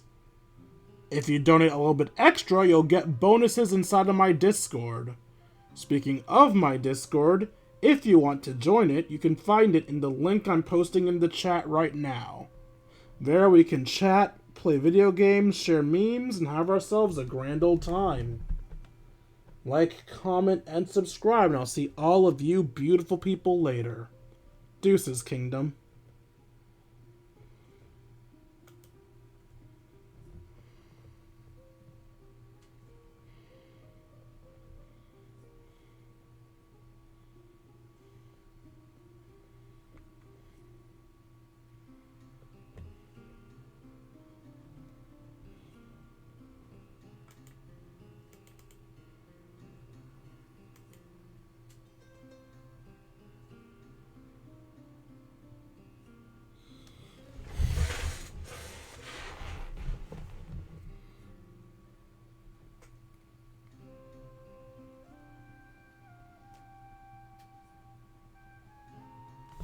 Okay.